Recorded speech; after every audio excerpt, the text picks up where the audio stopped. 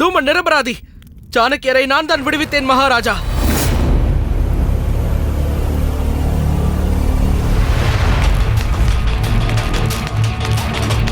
இவை அனைத்தும் என்னுடைய திட்டம்தான். செய்த குற்றத்தை நான் அனைவர் முன்பும் ஒப்புக்கொள்கிறேன். நான் தான் சாணக்கியரை இங்கிருந்து விடுவிப்பதற்காக யோசித்து திட்டம் தீட்டினேன். அதனால் தான் தூமகேது அந்த வேடம் தரித்துக் கொண்டான். நான் அவனிடம் கூறியது, மகத சேனையை நீ இங்கிருந்து திசை திருப்பி விட்டால் சாணக்கியரை மிக எளிதாக இங்கிருந்து வெளியில் அழைத்து சென்று விடுவேன் என்றேன். உங்கள் முன்பு உண்மையை கூறிவிட்டேன் மகாராஜா. அமாத்தியரும் ஒற்றரும் கூட சாணக்கியரை கண்டுபிடிக்க முடியவில்லை. ஆனால் என்னால் அவரை தேட முடிந்தது. அதுவும் ஒரு முறை அல்ல, இருமுறை. எந்த உதவியும் இல்லாமல், எந்த சேனையும் இல்லாமல். சாணக்கியர் எந்த சேனைக்கும் குறைவானவர் இல்லை என்று இங்கிருக்கும் யாருக்குமே அந்த விஷயம் பற்றி தெரியாது. என்ன அமாத்தியரே, நான் கூறுவதை நீங்கள் ஒப்புக்கொள்கிறீர்களா? சற்று யோசியுங்கள் மகாராஜா. நான் சாணக்கியரை எப்படி சிறைப்பிடித்திருப்பேன் என்று யோசியுங்கள். ஏனென்றால் அவர் என்னுடைய திட்டத்தில் தான் கலந்திருந்தார். நடந்தது அனைத்தும் அவர் மனம்படிதான் நடந்தது.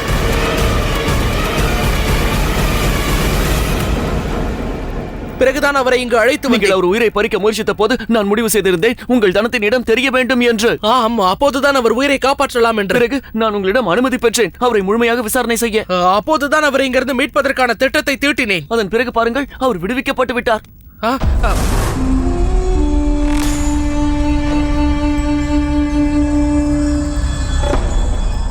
மகாராஜா, அது விஷயம் என்ன தெரியுமா சந்திரகுப்தா? உன்னுடைய இந்த நண்பன் முதலிலேயே தன்னுடைய குற்றத்தை ஒப்புக்கொண்டு விட்டான். அதாவது இவன் தான் சாணக்கியனுக்கு உதவி செய்திருக்கிறான் என்று. அது மட்டுமல்ல சந்திரகுப்தா, உனக்கு உண்மை தெரிய வந்ததும் நீ இதுபோல் கட்டுக்கதையெல்லாம் கூறி இவனை காப்பாற்றுவதற்கு முயற்சி செய்வாய் என்றும் கோரினான். ஆனால் உண்மையாக கூறுகிறேன் அடிமையே, உன் நண்பன் மட்டும் அவனது குற்றத்தை முதலிலேயே ஒப்புக்கொள்ளாமல் இருந்திருந்தால் இது அவனுடைய கழுத்தில் இருந்திருக்காது, உன் கழுத்தில் இருந்திருக்கும் அடிமை.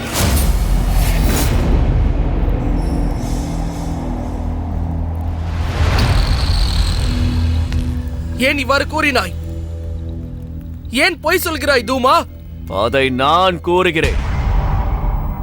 இவன் நிச்சயம் தேச துரோகிதான், ஆனால் ஒரு நல்ல நண்பனும் ஆவான். உன்னுடைய நட்பை எவ்வாறு பயன்படுத்திக் கொள்ள வேண்டும் என்று இவன் நன்றாக அறிந்திருக்கிறான். ஆனால் தன்னுடைய மரணம் நெருங்கிவிட்டது என்ற உண்மை தெரிந்தவுடன் இவன் உனக்கு செய்த நம்பிக்கை துரோகம் என்ற பாவத்திலிருந்து விடுபட நினைக்கின்றான். செய்த தவறிலிருந்து விடுபட நினைக்கிறான். ஏனென்றால் அது அவன் மனசை உறுத்திக் கொண்டிருக்கிறது. இல்லை மகாராஜா, அவன் எனக்கு எந்த நம்பிக்கை துரோகமும் செய்யவில்லை. என்னை காப்பாற்றுவதற்காகத்தான் அவன். சந்திரா, அவன் பக்கம் பேசுவதை முதலில் நிறுத்திக்கொள். இன்னும் எதுவரை அவனுக்காக பரிந்து பேசுவாய்? இங்கு அவன் அனைவரது முன்பும் தன்னுடைய தவறை ஒப்புக்கொண்டு விட்டான்.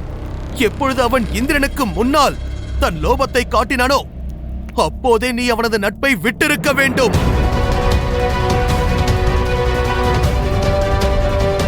நீ செய்யவில்லை. ஏனென்றால் உனக்கு கருணை அதிகம் அல்லவா? நீ என்ன கூறுகிறாய் ஸ்தூல்? அவன் சரியாகத்தான் கூறுகிறான். உனக்குத்தான் எல்லாமே தெரியுமே சந்திரா. என்று எனக்கு கஜானாவில் வேலை அளிக்கப்பட்டதோ அன்றைய தினம் தூமகேது அந்த இடத்திற்கு வந்தான்.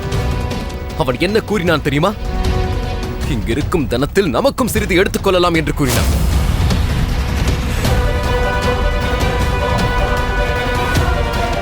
இல்லை, அப்படி எதுவுமே நடக்கவில்லை. போதும் சந்திரா, பொய் கூறுவதால் எதுவும் மாறப்போவதில்லை. இவ்வாறு நடந்தது என்று உனக்கு நன்றாக தெரியும். ஆனால் உனக்கு கொள்கை அதிகம், உடன் கருணையும் தான். உன்னால் மட்டும்தான் நான் என் லோபத்தை பூர்த்தி செய்து கொள்ள முடியவில்லை. நான் குழப்பமடைந்தேன். தனம் என் முன் இருந்து கொண்டிருந்தது.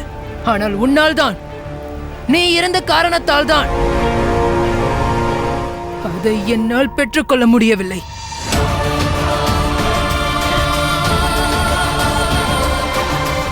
நான் இதை ஆச்சாரியார் சாணக்கியரிடம் தெரிவித்தேன். ஆனால் இன்று நான் மட்டும் பிடிபடாமல் இருந்திருந்தால் சாம்ராட்டிடம் இருந்து திருடிய தனத்திலிருந்து என்னுடைய பாகம் எனக்கு கிடைத்திருக்கும். அத்துடன் உன்னிடமிருந்தும் இந்த அனைவரிடமிருந்தும் வெகு தொலைவிற்கு சென்றிருப்பேன்.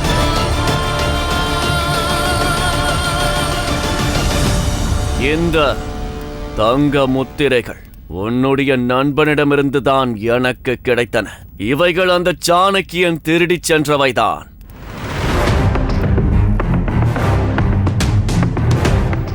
இதிலிருந்து ஒன்று நிரூபணமாகிறது. அந்த சாணக்கியனும் உன்னுடைய இந்த நண்பனும் சேர்ந்துதான் இந்த சதியை செய்திருக்கிறார்கள்.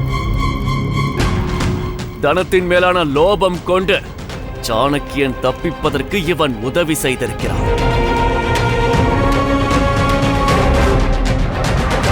நீ எவ்வாறு இந்த துரோகத்தை செய்தாய் தூமா? சந்திரன் நம் அனைவருக்காகவும் எத்தனையோ செய்திருக்கிறான். நம்மை அடிமை வாழ்விலிருந்து முக்தி அளித்திருக்கிறான். இங்கு அரண்மனையில் நமக்கு வாழ்வை தந்தான். ஆனால் நீ எங்கள் அருகிலேயே இருந்து எங்களுக்கே துரோகத்தை இழைத்திருக்கிறாய். மகாராஜா, தயவு செய்து சொல்வதை கேளுங்கள். அனைத்தையும் நான் தான் செய்தேன். தண்டனையை நீங்கள் எனக்குத்தான். அமைதி, அமைதி, அமைதி. தண்டனை பெறுவதற்கு நீ இவ்வாறு கெஞ்ச வேண்டிய அவசியமில்லை அடிமையே. ஏனென்றால் தண்டனை உனக்கு நிச்சயம் கிடைக்கும். உனக்கு கிடைக்கும் தண்டனை எவ்வாறு இருக்கும் தெரியுமா? என்ன நடந்தாலும் நீ மகாராஜாவின் கடமையை மட்டும்தான் நிறைவேற்ற வேண்டும். அதை தவிர மற்ற எவருடையதையும் அல்ல. தாய் அல்ல, தந்தை அல்ல, சகோதரன் அல்ல, சகோதரி அல்ல, நண்பர்களும் அல்ல. அந்த தண்டனை மரண தண்டனையை விட மிக பயங்கரமாக இருக்கும்.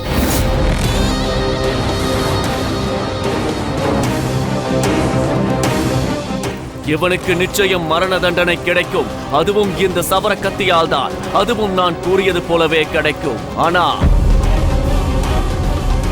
அந்த தண்டனையை நான் அளிக்க மாட்டேன். அவனுக்கு தண்டனையை நீ அளிக்க வேண்டும் சந்திரகுப்தா.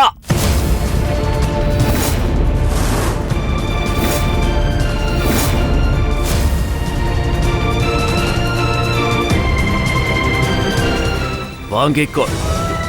இவனை அரண்மனைக்கு அழைத்து வந்த தவறை நீதான் செய்தாய். இவன் மீது குருட்டுத்தனமாக நம்பிக்கை வைக்கும் குற்றத்தையும் நீதான் செய்தாய். அதனால் உனது குற்றத்திற்கு பரிகாரத்தை இப்போது செய்து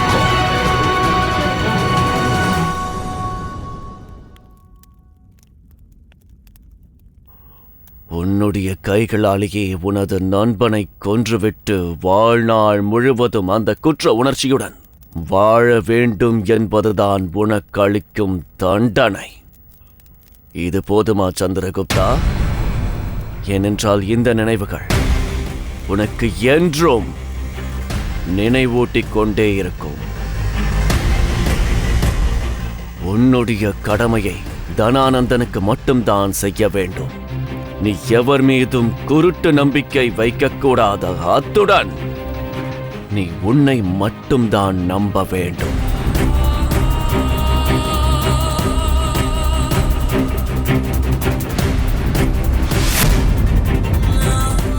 என்ன யோசித்துக் கொண்டிருக்கிறாய் அடிமையே? இந்த நம்பிக்கை துரோகியை கொன்றுவிடு. இப்போது நீ உன் நண்பனை கொல்லவில்லை என்றால் நீ அவனுக்கு உதவ நினைக்கிறாய் என்று நான் எடுத்துக்கொள்வேன். அது மட்டுமல்லாமல் உன்னுடைய இரு நண்பர்களுக்கும் இதே மரண தண்டனை வழங்கப்படும். இப்போது முடிவு உன்னுடைய கைகள்.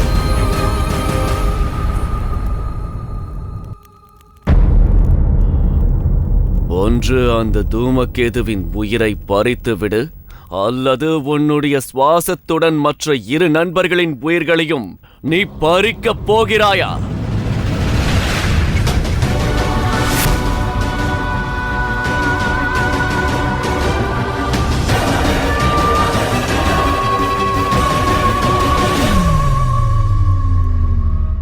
ஒன்று அந்த தூமகேதுவின் உயிரை பறித்து விடு, அல்லது உன்னுடைய சுவாசத்துடன் மற்ற இரு நண்பர்களின் உயிர்களையும் நீ பறிக்கப் போகிறாயா?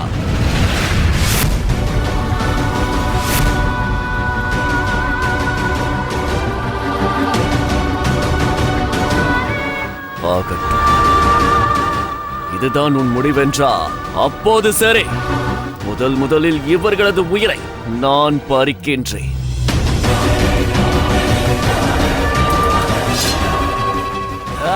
வேண்டாம்.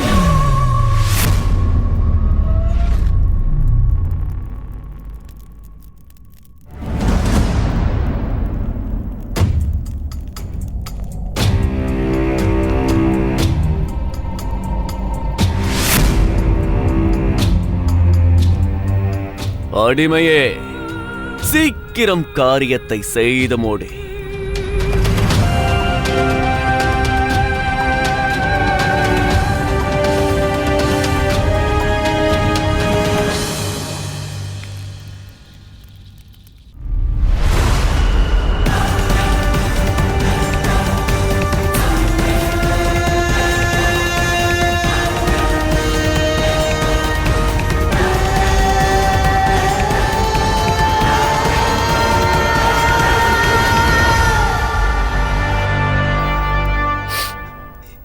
இந்த நாள் வரும் என்று எனக்கு நன்றாக தெரியும்.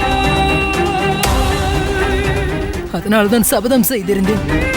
எது நடந்தாலுமே சரி, நான் என்ன திட்டம் தீட்டினேனோ அது வீணாக கூடாதென்று. அதை விட்டு விடாதே, இதை செய்துவிடு. எனக்காக நீ இப்போது உன்னுடைய உயிரை விடப் போகிறாயா நண்பா? நான் ஒரு சாதாரண அடிமைதானே சந்திரா. உன்னுடன் இருந்து கொண்டு அகண்ட பாரதத்தின் வருங்கால சாம்ராட் என்ற விஷயத்தில் பங்கு கொள்ள அவகாசம் கிடைத்தது. அத்துடன் இப்போது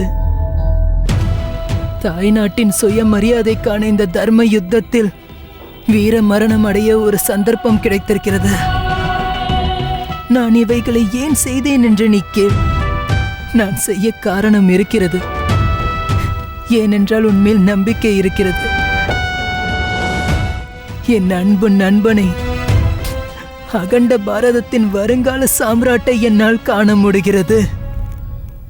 அந்த கனவை நனவாக்க வேண்டும் என்றுதான் நான் இவை அனைத்தையும் செய்தேன். எனக்கு சத்தியம் செய்து கொடு. எது நடந்தாலும் சரி, நீ இதிகாசத்தை உருவாக்கி காட்டிவிடுவாய். அகண்ட பாரத கனவை நனவாக்கி காட்டுவாய். இங்கு பார் சந்திரா, சிரித்துவிடு.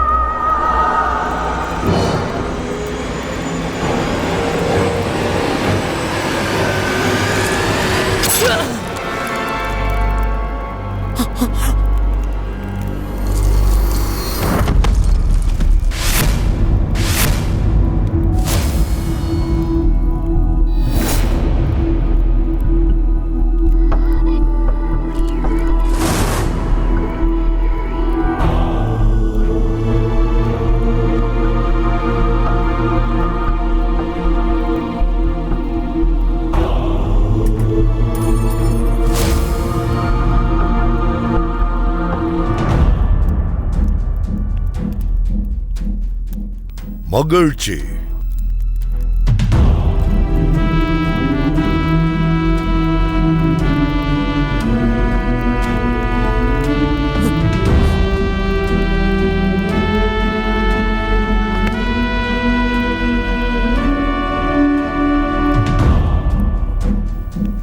அற்புதம்.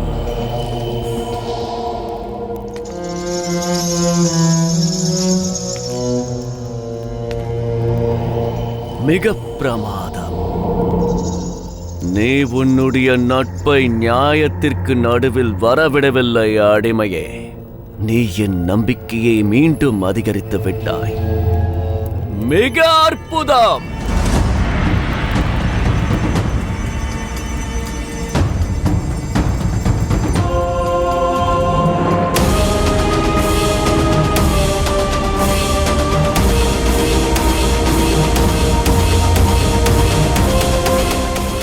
இந்த நம்பிக்கை துரோகியின் தண்டனை இத்துடன் முடிந்து விடவில்லை.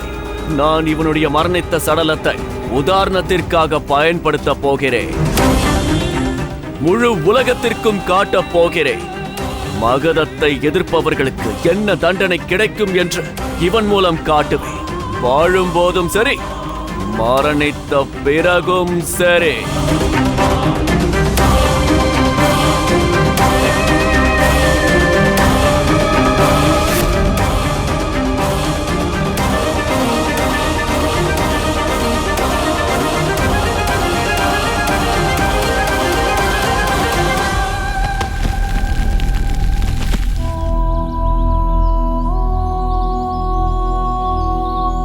இவன் மரணித்து விட்டான். ஆனால் இவனுக்கான தண்டனை இன்னும் முடிவடையவில்லை. இங்கு வந்து செல்லக்கூடிய ஒவ்வொருவரும் இவன் மேல் கல்லை எறிவார்கள். இவன் மீது எறியுங்கள்.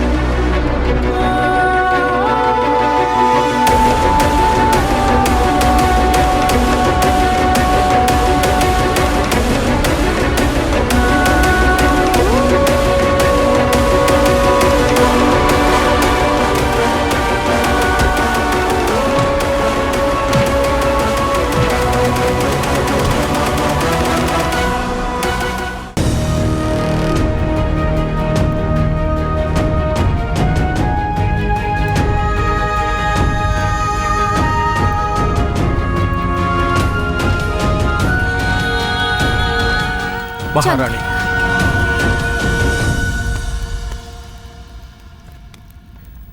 சிறிது நேரம் அவனை தனிமையில் இருக்க விடுங்கள். அவனுடைய மனநிலை சரியில்லை. அரண்மனையில் நீங்கள் இல்லாததால் யாருக்கும் சந்தேகம் வருவதற்கு முன்பு நீங்கள் உடனடியாக அங்கு சென்று விடுங்கள். என் மீது நம்பிக்கை வைத்து அவனை விட்டுச் செல்லுங்கள். பாரத நாட்டின் வருங்கால சக்கரவர்த்தி இப்போது சோகத்தில் ஆழ்ந்திருக்கிறான். குற்ற உணர்ச்சி அவனை வாட்டுகிறது. இருப்பினும் நான் அவனை அதிக நேரம் இவ்வாறு இருக்க விட மாட்டேன். நீங்கள் கவலைப்படாமல் செல்லுங்கள்.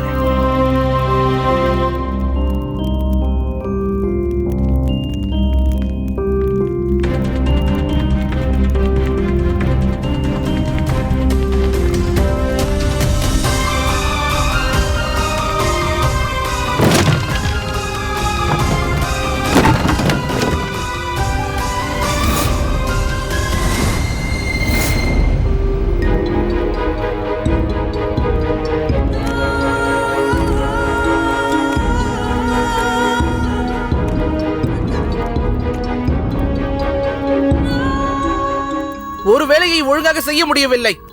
இங்கு நடந்ததை பார்த்தீர்களா? இந்த குண்டன் தான் கீழே போட்டான்.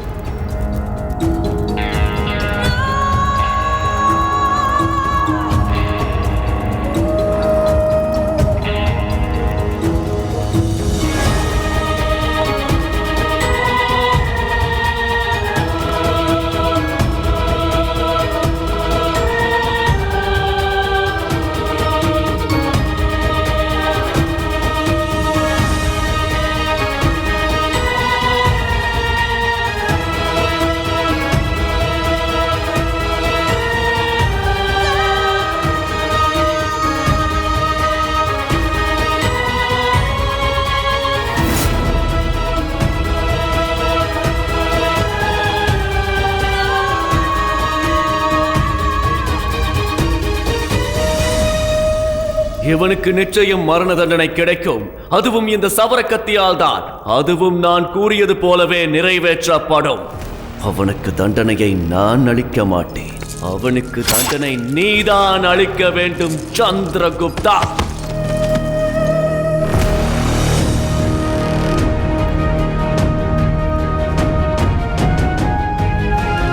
என்னை மன்னித்து விடு தூமகேது.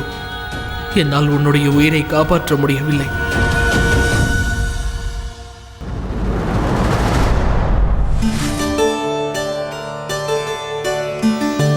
சதுரங்க விளையாட்டில் ராஜாவுக்குத்தான் அதிக முக்கியத்துவம் உள்ளது. இருப்பினும் அவ்வளவு முக்கியத்துவம் இருந்தும் கூட மற்ற பாத்திரங்களோடு ஒப்பிடும்போது ஒரே ஒரு நகர்த்தலில் ராஜாவால் ஒரே ஒரு அடிதான் முன்னேற முடியும். அவ்வாறு ஏன் என்று நீங்கள் யோசித்தீர்களா?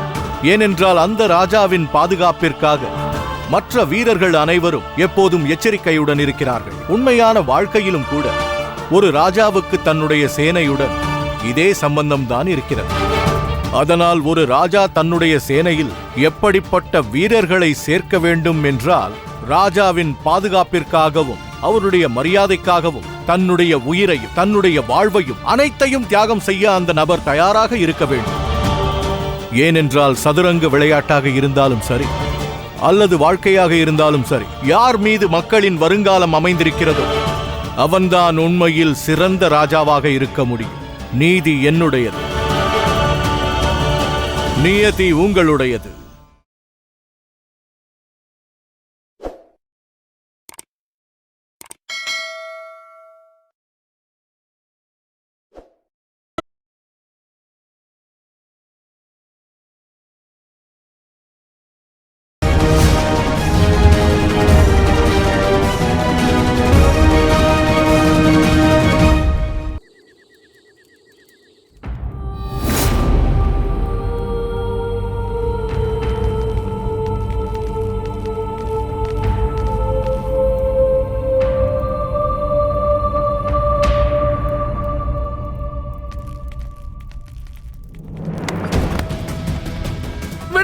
விடுங்கள் என்னை. எங்கு அழைத்து செல்கிறீர்கள்? என்னை விடுங்கள், விடுங்கள். வேண்டாம்.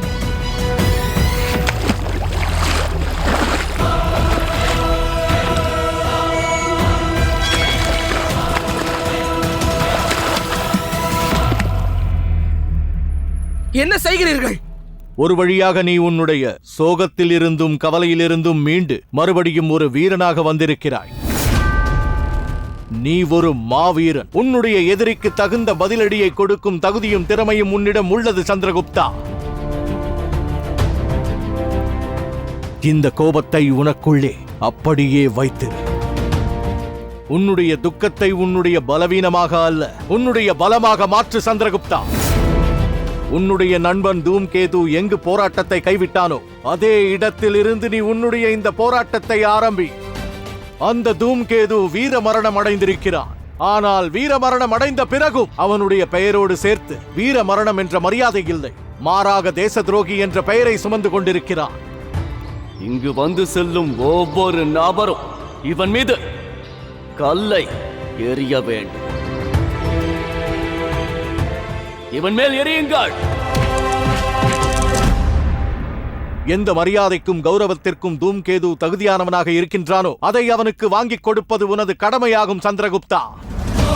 தூம்கேதுவை போன்ற ஒரு வீரனுக்கு முழு மரியாதையுடன் இறுதி சடங்கு நடந்தே ஆக வேண்டும் சந்திரகுப்தா. அந்த வீரனின் தியாகமானது நமது மரியாதையை எதிர்பார்த்துக் கொண்டிருக்கிறது. அதனால் வீணான உன்னுடைய இந்த துக்கத்தை தூக்கி எறிந்துவிடு. திடமாகவும் தைரியமாகவும் செல். உன்னுடைய நண்பன் வீரன் தூம்கேதுவிற்கு கிடைக்க வேண்டிய மரியாதையை வாங்கிக் கொடு சந்திரகுப்தா.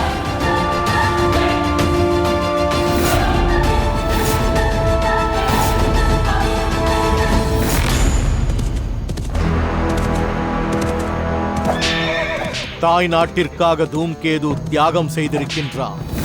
இந்த தர்ம யுத்தத்தில் முதல் முறையாக நீ ஒரு நண்பனை இழந்திருக்கிறாய். ஆனால் இது இறுதி வீர மரணம் கிடையாது சந்திரகுப்தா.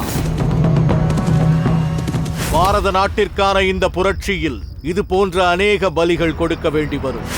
இப்போது நீ தூம்கேதுவின் வீர மரணத்திற்கு சாட்சியாகிவிட்ட காரணத்தினால் இந்த உணர்வை உன் மனதில் அப்படியே வைத்துக்கொள். நீ பாரத நாட்டின் வருங்கால சக்கரவர்த்தி ஆவாய்.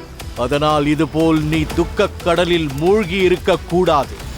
இந்த தியாகத்தால் எழுந்த அக்னியை கொழுந்துவிட்டு எரியச் செய்து அந்த துஷ்டனும் கொடுமைக்காரனுமான தனானந்தனின் ஆட்சியை எரித்து சாம்பலாக்கிவிடு. தூம்கேது சிரித்துக் கொண்டே தன் உயிரை ஒரே ஒரு நம்பிக்கையுடன் தான் தியாகம் செய்தான். நீ இந்த பாரத நாட்டிற்கான கனவை நிறைவேற்றுவாய் என்ற நம்பிக்கை, வருங்கால சக்கரவர்த்தி ஆகிவிடுவாய் என்ற நம்பிக்கை. அதனால் அந்த வீரனின் தியாகத்துக்கு உன் கண்ணீரை மட்டும் வழங்காதே. இந்த தியாகத்தினால் உனக்கு என்ன படிப்பினை கிடைத்திருக்கிறது என்பதை யோசித்துப்பார். ஒவ்வொரு புரட்சியும் வெற்றி அடைய வேண்டுமென்றால் நாம் யுத்தம் செய்தாக வேண்டும், ரத்தம் சிந்தித்தானாக வேண்டும். அதனால் எப்போதும் ஒன்றை நினைவில் வைத்துக்கொள் சந்திரகுப்தா, என்ன நடந்தாலும் சரி, என்ன விலை கொடுக்க நேர்ந்தாலும் சரி, நீ உடைந்து விடவே கூடாது சந்திரகுப்தா.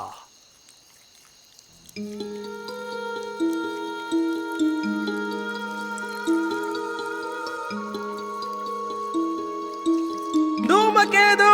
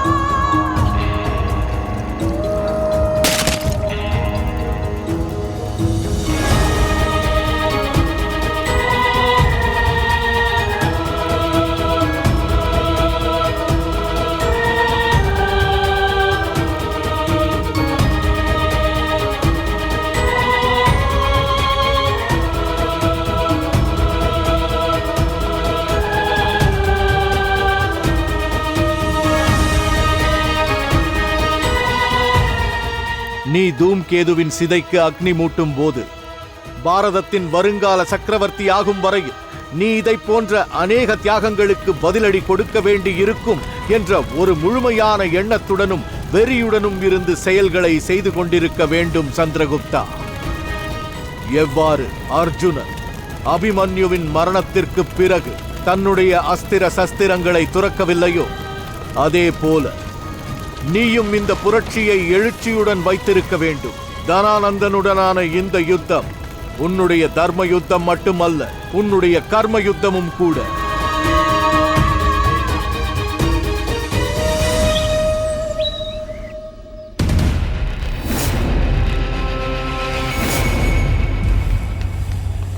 மகாராஜா, அதோ பாருங்கள்.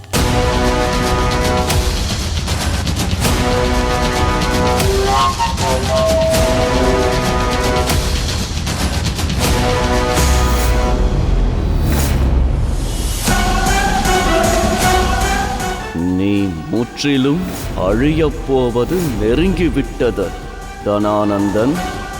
உன்னுடைய முடிவிற்காக தயாராகிக்கொள்.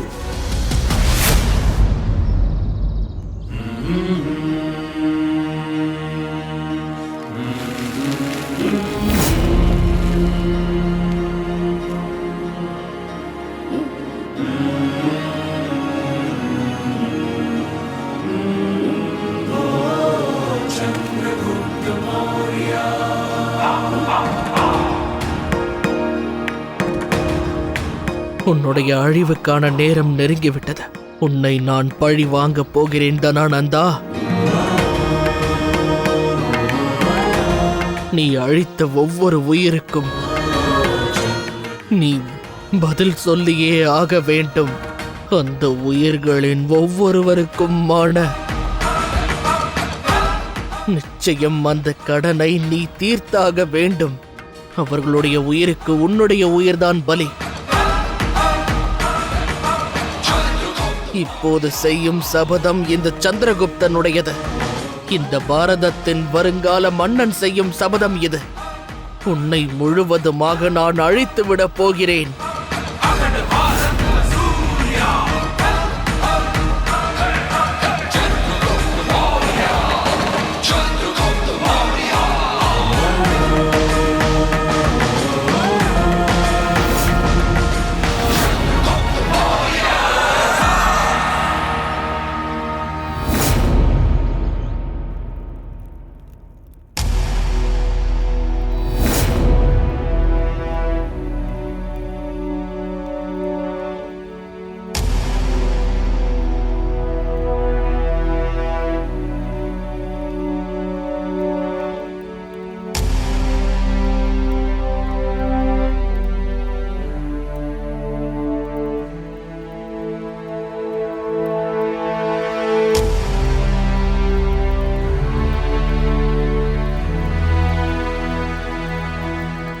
எங்கு செல்கிறாய் சந்திரகுப்தா? செல்யூக்கஸை பார்ப்பதற்கு. அப்போதுதான் நான் கேட்டபடி நமக்கு சேனைகளையும் சஸ்திரங்களையும் அவனால் கொடுக்க முடியும். மகா பௌர்ணமிக்கு இன்னும் 10 நாட்கள் தான் உள்ளன. நேரம் குறைவாக உள்ளதால் அனைத்து ஏற்பாடுகளையும் செய்தாக வேண்டும். அது மட்டுமின்றி சேனைகள் இல்லாமல் நாம் எந்த இயக்கமும் நடத்த முடியாது. அதில் சந்தேகமே இல்லை. நீ நிச்சயம் செல்யூக்கஸை சந்திக்க செல்ல வேண்டும். ஆயுதங்கள் மற்றும் சேனையின் உதவிக்காக செல்லத்தான் வேண்டும். இந்த உலகத்தின் சிறந்த ஆயுதங்கள் செல்யூக்கஸிடம் உள்ளன. சிறந்த சேனையும் உள்ளது. நீ அவனுக்கு நிறைய தனத்தை அளித்திருக்கிறாய். அதற்கு பதிலாக அவன் உனக்கு இவற்றை நிச்சயம் அளிப்பான். ஆனால் அந்த செல்யூக்கஸின் சேனையுடைய உண்மையான ஆதரவு உனக்கு கிடைக்கும் என்று உறுதியாக தெரியுமா? அப்படியென்றால் செல்யூக்கஸின் வீரர்கள் உன்னுடன் சேர்ந்து யுத்தம் நிச்சயமாக செய்வார்கள். ஆனால் அவர்களுடைய ஆதரவை உனக்கல்ல, செல்யூக்கஸிற்குத்தான் கொடுப்பார்கள். எந்த எண்ணத்தை நிறைவேற்ற வேண்டும் என்று இந்த மாபெரும் புரட்சியை நீ ஆரம்பித்திருக்கிறாயோ அந்த எண்ணத்தை அந்நிய வீரர்களால் என்றும் புரிந்து கொள்ள இயலாது சந்திரகுப்தா. தாய் நாட்டின் சுதந்திரத்திற்காக உண்மையாக போராட வேண்டும் என்ற எண்ணம் கொண்ட வீரர்கள்தான் உன்னுடைய சேனையில் இருக்க வேண்டும். நீ எவ்வாறான வீரர்களை தேர்ந்தெடுக்க வேண்டும் தெரியுமா? அவர்கள் உடல்களில் வெறும் ரத்தம் அல்ல, புரட்சி ஓடிக்கொண்டிருக்க வேண்டும். தாய் நாட்டிற்காக உயிரையும் தியாகம் செய்யும் வீரர்கள்தான் நமக்கு தேவை. தங்களுடைய ரத்தத்தின் கடைசி சொட்டு வரையில் இந்த தாய் நாட்டிற்காகவும் பாரத நாட்டின் கனவிற்காகவும் உனக்காகவும் சிந்த வேண்டும். ஆனால் ஆச்சாரியரே, அப்படிப்பட்டவர்கள் நமக்கு எங்கு கிடைப்பார்கள்? அவ்வாறான நிஷ்டை, அவ்வாறான தைரியம், அது நம்மை தவிர வேறு யாரிடம் கிடைக்கும்? கிடைக்கும், அவர்களுக்குள் கிடைக்கும். நீ யாருக்கு பொறுப்பானவனாக இருக்கிறாயோ அவர்களிடம் கிடைக்கும். பீப்ளிவானின் சத்திரியர்களிடம். பிப்ளிவானின் சத்திரியரா? ஆனால் பிப்ளிவானை முழுமையாக தெரிந்து கொண்ட பட்சத்தில் தனானந்தன் அவர்களையும் அழித்து விட்டான் அல்லவா? இது முற்றிலும் பொய்யான விஷயம். அது உண்மை அல்ல. இந்த பொய்யை தனானந்தன் இந்த உலகம் முழுவதும் பரப்பி இருக்கிறான். இதை உண்மை என்று உலகம் நம்ப வேண்டும் என்று அவன் எண்ணினான். ஆனால் சேனாபதி மத்சல் தேவன் என்னிடம் கூறினார், பீப்ளிவானை அழித்த பிறகு தனானந்தன் அங்கிருந்து 1000 வீரர்களை சிறைபிடித்திருக்கிறான். இந்த 1000 வீரர்கள் தான் நமக்கு தேவை. அவர்களது மனதில் அதே தைரியமும் அதே தன்னம்பிக்கையும் இருக்கிறது உன் மனதில் இருப்பதைப் போலவே. இன்றும் கூட அந்த வீரர்களின் மனதில் அதே அக்னியானது எரிந்து கொண்டிருந்தால் அந்த ஒவ்வொரு வீரனும் தனானந்தனின் சேனையில் இருக்கும் 100 வீரர்களை பந்தாடி விடுவார்கள். இன்று 12 வருடங்களுக்கு பிறகு அந்த வீரர்களில் யாரெல்லாம் உயிரோடு இருக்கிறார்களோ அவர்களை நாம் நம்முடன் சேர்த்துக் கொண்டால் அந்த தனானந்தனை அடியோடு அழிக்கும் அளவிற்கு ஒரு சேனையை நம்மால் உருவாக்க இயலும்.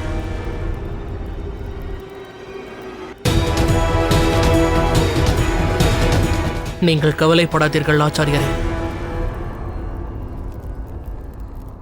என்னுடைய பிப்ளிவானின் சத்திரிய சேனை மகதத்தில் எங்கு இருந்தாலும் சரி, நான் அவர்களை தேடி பிடித்து விடுவேன். அதன் பிறகு தனானந்தனுக்கு நம்முடைய சேனைகள்தான் எதிராக நிற்கப் போகிறது பாருங்கள்.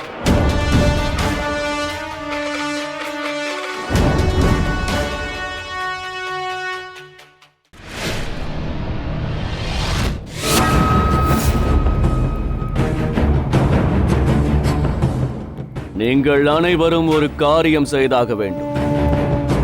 அதற்கான ஏற்பாடுகளை மகாமாத்தியர் செய்திருக்கிறார்.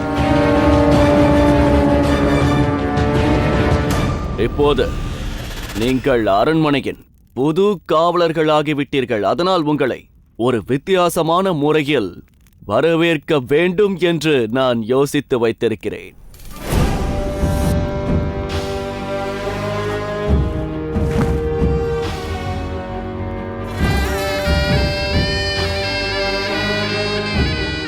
பிரமாதம்!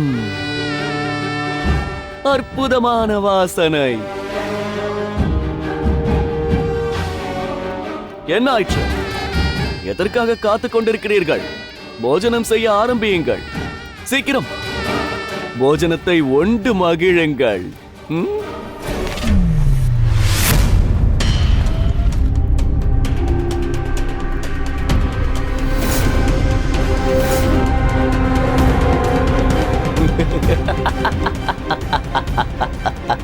இந்த தலைகள் அனைத்தும் இதற்கு முன்னிருந்த வீரர்களுடையது.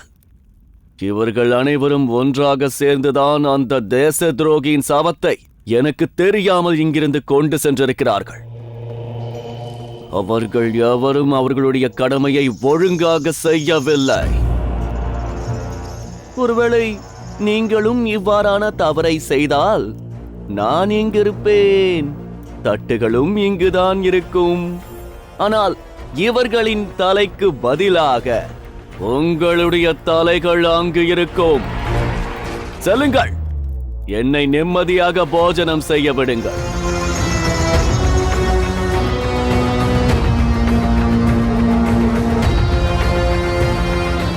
முகமுத்திரை, ஹிரண்ய கர்ப்பத்தில் என் தங்க முத்திரைகளின் நிலை என்ன? உங்களது தங்க முத்திரைகள் அரண்மனையிலிருந்து புறப்பட்டு விட்டது. எந்த நொடியிலும் அது இங்கு வந்து சேர்ந்துவிடும்.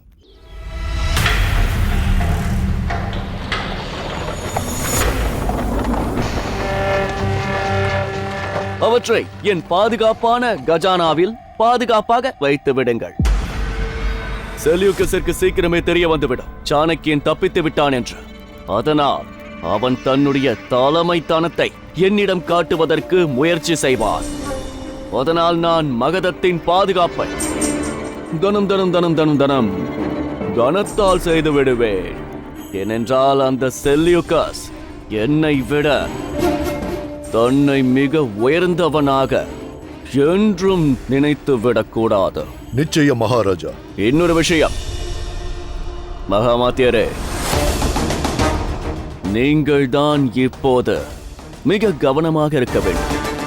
ஏனென்றால் நம் அரண்மனையில் சீக்கிரமே ஏதோ நடக்கப் போகிறது என்று தோன்றுகிறது. கவலைப்படாதீர்கள் மகாராஜா, இந்த முறை எதுவும் தப்பாது. யோசியுங்கள் தாயே, பிப்ளிவானின் சத்திரியர்களை மறைத்து வைத்திருக்க நிச்சயம் ஏதாவது ஒரு இடம் இருந்தே ஆக வேண்டும். பிப்ளிவான் சத்திரியர்களை இந்த தனானந்தன் சிறைப்பிடித்து வைத்திருக்கும் விஷயம் எனக்கு இதுவரை தெரியாமல் தான் இருந்தது சந்திரா. ஆனால் எனக்கு வேறு ஒரு விஷயம் தெரியும். தனானந்தன் அவர்களை சிறைப்பிடித்து வைத்திருக்கிறான் என்றால் வேறு எங்காவது ஒரு மறைவிடத்தில் வைத்து அவர்களை வேலை வாங்கி கொடுமைப்படுத்திக் கொண்டிருக்கலாம். ஆனால் அங்கிருக்கும் அனைவரும் பிப்ளிவானின் சத்திரியன் என்று நன்றாக தெரியும். 1001 மனிதர்களுக்கு சமமானவர்கள். கஷ்டமான நிலையிலும் அவர்கள் வாழ்ந்து கொண்டிருக்கிறார்கள்.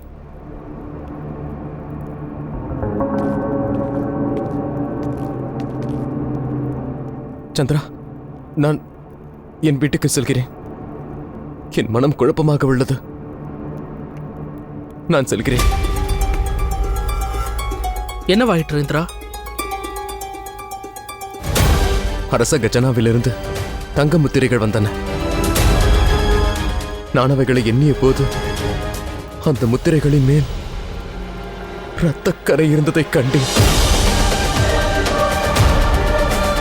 அது எவருடைய ரத்தமோ தெரியவில்லை. அவை அனைத்தும் எந்த நிலைமையில் அரச கஜானாவிற்கு எடுத்து வரப்பட்டதோ அத்தனை முத்திரைகளிலுமே அனைத்திலுமே இரத்தக்கரை இருந்தது. இது நினைத்து நினைத்து என் மனம் குழம்புகிறது சந்திரா. புது முத்திரைகளா? இந்த புது முத்திரைகள் எங்கிருந்து வந்தன? இப்போது வரி வசூல் செய்யும் நேரமும் இல்லையே. இல்லை, அவை அனைத்தும் மகதவாசிகளிடமிருந்து வரவில்லை.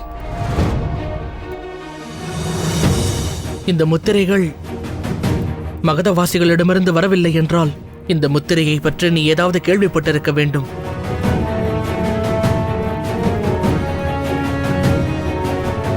இந்திரா, யோசி. நன்றாக யோசித்து நினைவுபடுத்தி என்னிடம் கூறு. ஞாபகப்படுத்தி பாரு இந்திரா.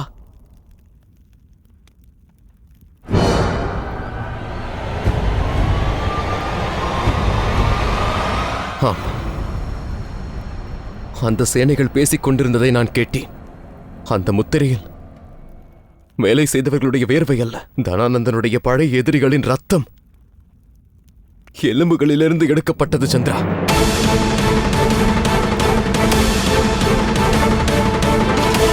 அந்த பழைய எதிரிகளின் ரத்தம் அவர்கள் எலும்பிலிருந்து எடுக்கப்பட்டதா? ஒருவேளை அவர்கள் பிப்ளிவானின் சத்திரியர்களை பற்றிதான் பேசிக் கொண்டிருந்தார்களோ?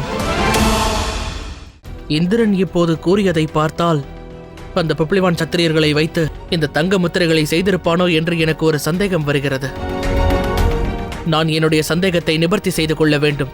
இதில் எனக்கு நிச்சயம் இந்திரன் உதவி செய்து கொள்வான். அந்த முத்திரைகளை கொண்டு வரும் பெட்டிக்குள் யாருக்கும் தெரியாமல் அமர்ந்து கொள்வேன். அப்போதுதான் அந்த தங்கம் எங்கிருந்து வருகிறது என்று நான் விரைவிலேயே கண்டுபிடித்து விடுவேன். மைத்ரி, இதனால் பெரிய சங்கடம் வந்துவிடும் சந்திரா. உன்னுடைய திட்டத்தை பற்றி ஆச்சாரியர் சாணக்கியருக்கு ஏதாவது தெரியுமா? தெரியாது. அவருக்கு இது பற்றி எதுவும் தெரியாது. அவரிடம் சொல்வதற்கு எனக்கு இப்போது நேரமும் கிடையாது. சத்திரியர்களை கண்டுபிடிக்கும் பொறுப்பை நான் இப்போது ஏற்றுக்கொண்டிருக்கிறேன். அதைத்தான் செய்ய போகிறேன். தான் வருங்கால மகாராஜா என்று தெரிந்தும் சந்திரகுப்தனுக்கு தன் உயிரை பற்றி கவலையே கிடையாது. அவனுக்கு பிடிவாதம் அதிகம்தான். முடிவெடுத்து விட்டால் செய்தே தீருவான். எனக்கு ஆச்சாரியர் சாணக்கியரை பற்றி தெரியும். அவர் இந்த விஷயத்தை பற்றி தெரிந்து கொள்ள மிகவும் ஆவலோடு இருப்பார். நான் உடனடியாக இந்த விஷயத்தை ஆச்சாரியரிடம் தெரிவித்தாக வேண்டும்.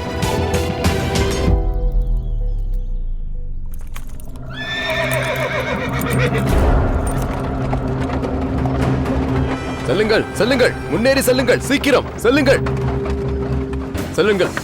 ஆகட்டும்.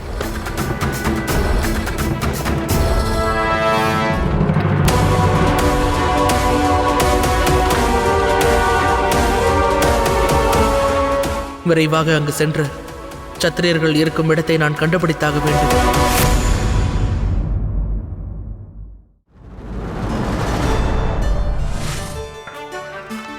இரும்பை வாளாக மாற்றுவதற்கு பலவிதமான செய்முறைகள் உள்ளன.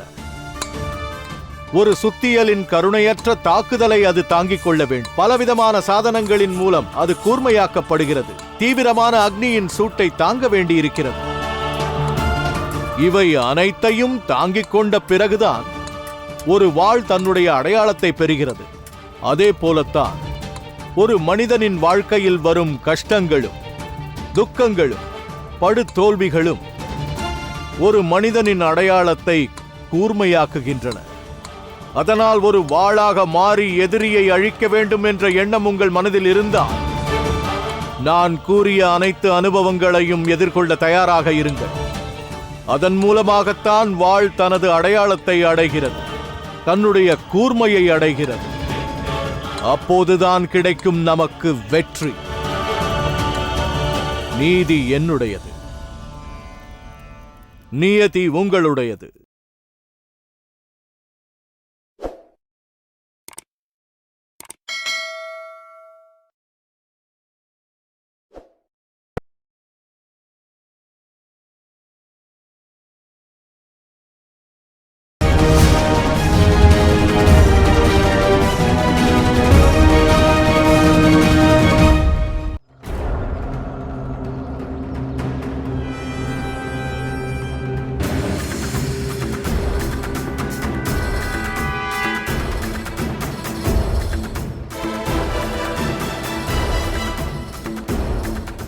நேரம் அதிகமாகிறது. தனானந்தனுக்கு தங்கம் வரும் இடத்திற்கு நான் இன்னும் எவ்வளவு தூரம் செல்ல வேண்டும்? அந்த இடத்தின் ரகசியம்தான் என்ன?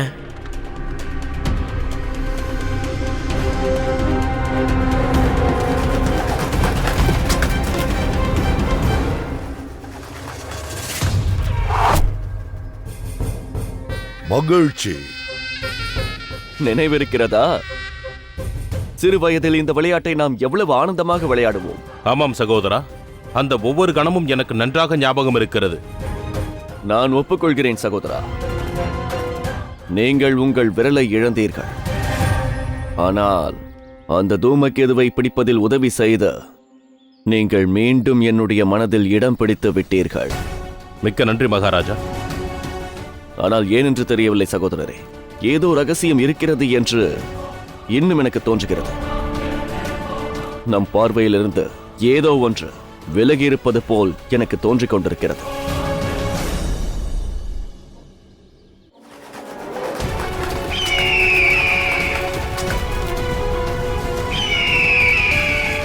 அதோ பாருங்கள்,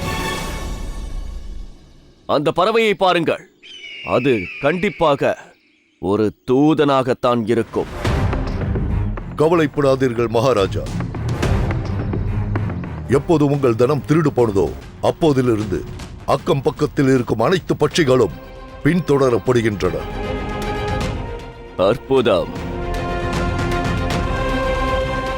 இப்போது நாம் அதை அனுப்பியவனை தான் முதலில் தேடியாக வேண்டும்.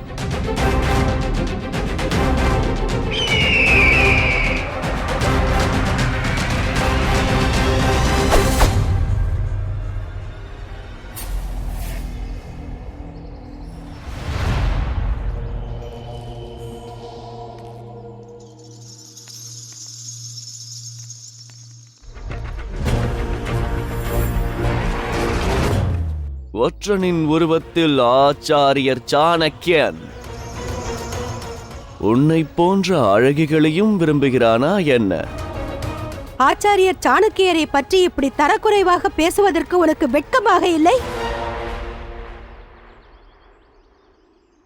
குரலில் என்ன ஒரு மாற்றம்? நீதான் சாணக்கியனின் ஒற்றன் என்ற சந்தேகம் இப்போது எனக்கு நிரூபணமாகிவிட்டது. ஒன்று தெரியுமா, இப்போதெல்லாம் என்னுடைய எல்லா சந்தேகங்களும் சரியாக இருக்கின்றது. நான் இருளில் விட்ட என்னுடைய அந்த குறியானது சிறிதும் தப்பவே இல்லை.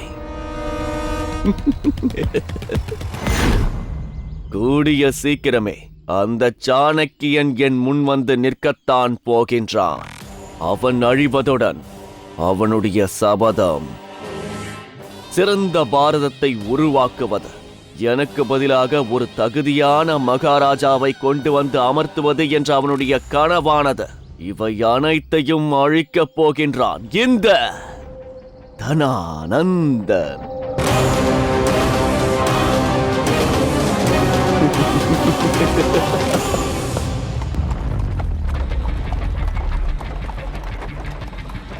அரண்மனையிலிருந்து நாம் வெகு தூரம் வந்து விட்டோம்.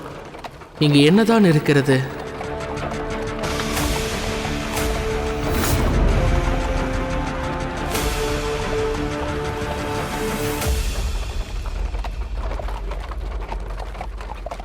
எதற்கு இந்த கடினமான பாதுகாப்பு?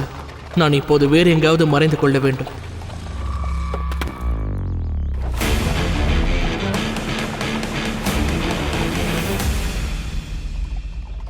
அரண்மனையிலிருந்து இவ்வளவு தூரமா? இத்தனை பாதுகாப்பா? அப்படியானால் எங்கும் தனானந்தனின் தனம் இருக்கிறதா? அப்படியானால் முத்திரைகள் இங்கிருந்துதான் அரண்மனைக்கு செல்கிறதா? இந்த இடம் என்னவென்று எனக்கு தெரிந்துவிட்டது. அதாவது பப்ளிவானின் சத்திரியர்களை தனானந்தன் சிறைப்பிடித்து வைத்திருக்கும் இடம். நான் சற்று அருகில் சென்று பார்க்க வேண்டும். உன்னுடைய நிலை என்ன ஆகப் போகிறது என்று உனக்கு தெரியுமா? உன்னை எரியும் நெருப்பில் இட்டு சாணக்கியனை பற்றிய அனைத்து செய்திகளையும் அறிந்து கொள்வார்கள். உனக்கு அத்தனை கொடுமைகளும் செய்யப்படும். அப்போதுதான் நீ அனைத்தையும் உளறி கொட்டுவாய். திருடிய என் தனத்தை அவன் எங்கு மறைத்து வைத்திருக்கிறான், அத்துடன் அவன் எந்த சிஷ்யனுடன் சேர்ந்து எனக்கு எதிராக சதி திட்டங்களை தீட்டுகிறான் என்பதையும் நீதான் கூறப்போகிறாய். அதுவும் உன்னுடைய இந்த அழகான வாயால். உன்னுடைய கேள்விகளுக்கெல்லாம் என்னிடமிருந்து பதில் கிடைக்கும் என்று எதிர்பார்க்கிறாயா?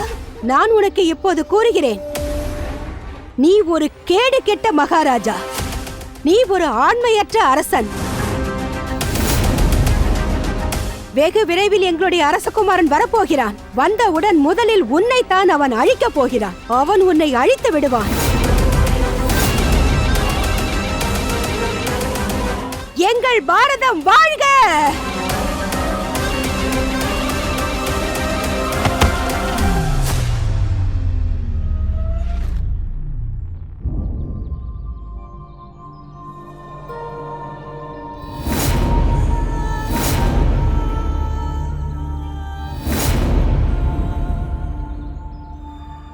உனக்கு முக்தி கிடைத்து விட்டது. என்ன நடந்தாலும் சரி, அந்த சாணக்கியன் தப்பிக்க மாட்டான். சீக்கிரமே என்னுடைய சேனை அவனை பிடித்து விடுவார்கள். நீ இப்போது அந்த சாணக்கியனுக்குத்தானே செய்தியை அனுப்பி வைத்தாய். உனக்கு கேட்கிறதா? நீ எங்கிருந்தாலும் சரி சாணக்கியா, நான் சீக்கிரமே உன்னையும் உன்னுடைய திட்டங்கள் அனைத்தையும் கண்டுபிடித்து விடுவேன்.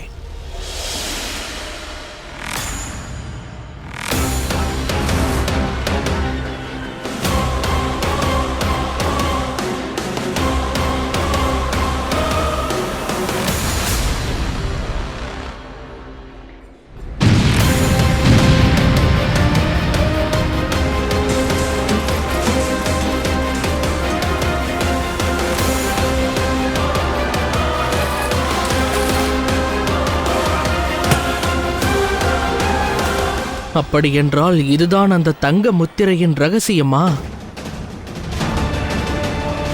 தங்கத்தின் இடமும் இதுவாகத்தான் இருக்கும்.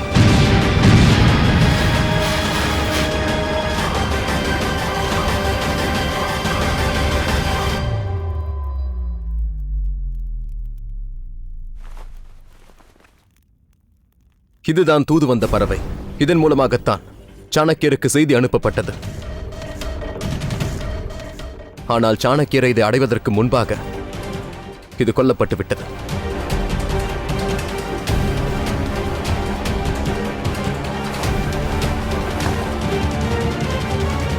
அதிலிருந்த செய்தி என்ன என்று கூறுங்கள். என்ன ஆயிற்று? மகாராஜா, இதனிடம் எந்த செய்தியும் கிடைக்கவில்லை. அந்த விஷ்ணுகுப்த சாணக்கியன் மீண்டும் நம்மை ஏமாற்றிவிட்டான் மகாராஜா. இல்லை இல்லை இல்லை மகாமாத்தியரே, இந்த விளையாட்டை பற்றி நீங்கள் இன்னும் சரியாக புரிந்து கொள்ளவில்லை. ஏனென்றால் இதில் சாணக்கியனும் முன்பாக இல்லை, நாமும் முன்பாக இல்லை. கடந்த 2 நாட்களில் மட்டும் அந்த சாணக்கியன் தன் நம்பிக்கையான ஒற்றர்களை இழந்து விட்டான். இந்த விளையாட்டு நமக்கும் அவ்வளவு மோசமானதாக இல்லை.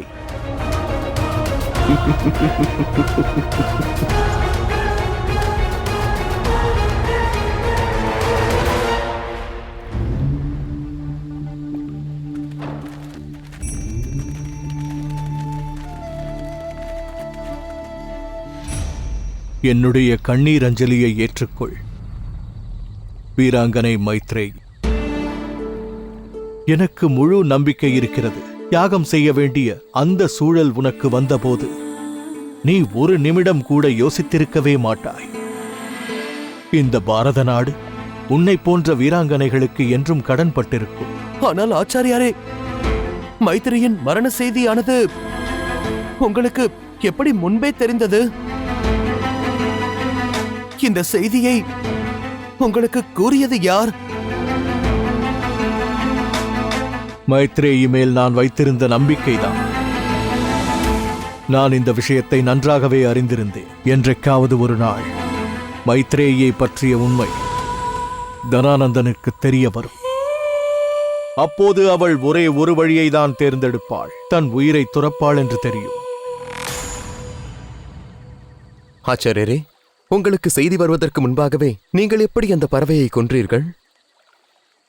இது போன்ற ஆபத்தான சூழ்நிலைகளை சமாளிக்க நான் முன்னதாகவே திட்டம் தீட்டி வைத்திருக்கிறேன். ஏதாவது ஆபத்தான சூழல் வரும்போது நீ எனக்கு தகவல் அனுப்ப வேண்டும் என்றால் அதை ஆசிரமத்திற்கு அனுப்பாதே. இங்கிருந்து சிறிது தூரத்தில் உள்ள பாழடைந்த மண்டபத்திற்கு அனுப்பிவை. அப்போதுதான் உன்னை பின்தொடர்ந்து எவரேனும் வந்தாலும் கூட நம்முடைய இந்த ஆசிரமத்தை பற்றி அறிந்து கொள்ள மாட்டார்கள். நீங்கள் கவலைப்படாதீர்கள் ஆச்சாரியரே, நான் பார்த்துக் கொள்கிறேன். எனக்கு தெரியும், மைத்ரேயி சந்திரகுப்தனை பற்றிய தகவல்களை எனக்கு அனுப்புவாள் என்று எனக்கு தெரியும். அதனால்தான் நான் அந்த மண்டபத்திற்கு அருகே தகவலை சுமந்து வரும் பறவைக்காக காத்திருந்தேன். ஆனால் தூரத்தில் வீரர்கள் வருவதை நான் கண்டபோது எனக்கு புரிந்துவிட்டது. அதனால் அந்த பறவையை கொல்வதை தவிர என்னிடம் வேறு வழியில்லாமல் போனது. பதிலுகு தூமகேது, இப்பொழுது மைத்ரி. எனக்கு தெரியவில்லை, தனானந்தனை அந்த சிம்மாசனத்திலிருந்து இறக்குவதற்கு முன்பு நாம் இன்னும் எத்தனை பலிதானம் அளிக்க வேண்டி வருமோ. ஆச்சாரியாரே, சுதந்திரத்தின் இந்த புரட்சிக்காக இன்னும் அநேக பலிகள் கொடுக்க வேண்டி வரும் ஸ்தூல்பத்ரா. ஆனால் இந்த பலிகள் நம்மை பலவீனமாக அல்ல, இன்னும் பலசாலிகளாக மாற்றும். நமது மனதிற்குள் எரிந்து கொண்டிருக்கும் அக்னி ஜுவாலையை இன்னும் கொழுந்துவிட்டு எரியச் செய்யும். இறைவனிடம் அனைவரும் வேண்டிக் கொள்ளுங்கள். சந்திரகுப்தன் பீப்ளிவானின் க்ஷத்திரியர்களை விரைவில் கண்டுபிடிக்க வேண்டும் என்று. அவர்களை தனானந்தன் சிறைபிடித்து அடைத்து வைத்திருக்கிறான். இந்த சுதந்திர போராட்டத்தில் அந்த க்ஷத்திரியர்களும் நம்முடன் சேர்ந்து விட்டார்கள் என்றால் நம்முடைய சக்தி அதிகமாகிவிடும்.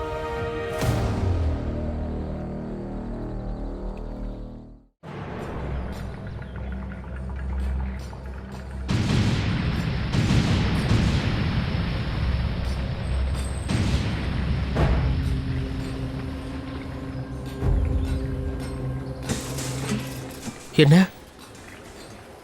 இவர்கள்தான் பிப்ளிவானின் சத்திரியர்களா?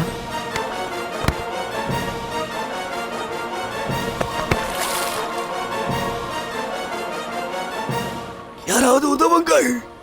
அமைதி.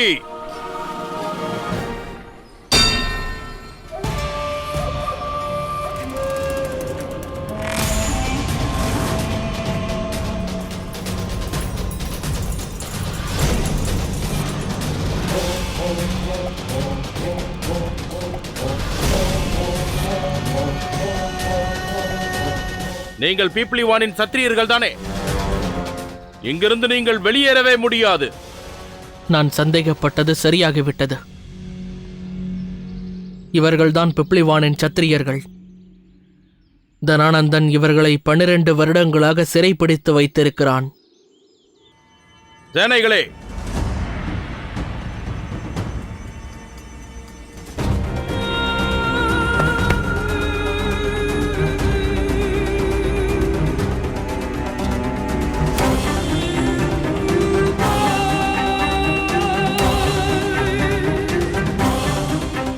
உனக்கு காயங்கள் அதிகமாக உள்ளது. உன் தலையில் காயங்கள் ஏற்பட்டிருக்கிறது. அதனால் உன்னுடைய தலையில் வலி அதிகமாக ஏற்பட்டிருக்கும். இனி இங்கு வேலை செய்வதற்கு நீ உதவ மாட்டாய்.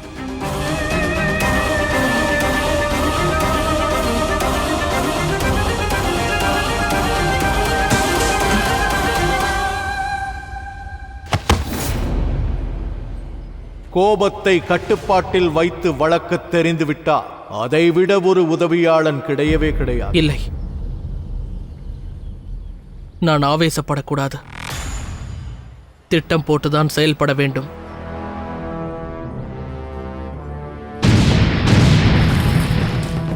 கவலை கொள்ளாதீர்கள் பிப்ளிவானின் சத்திரியர்களே. நான் உங்களுக்கு வாக்களிக்கிறேன். நான் விரைவாக இங்கு திரும்பி வருவேன். உங்கள் அனைவருக்கும் விடுதலை வாங்கிக் கொடுப்பேன். உங்களுக்கு ஏற்பட்டிருக்கும் உடல் வலியிலிருந்தும் மனவலியிலிருந்தும் விடுதலை வாங்கிக் கொடுத்து உங்களை அழைத்து செல்வேன்.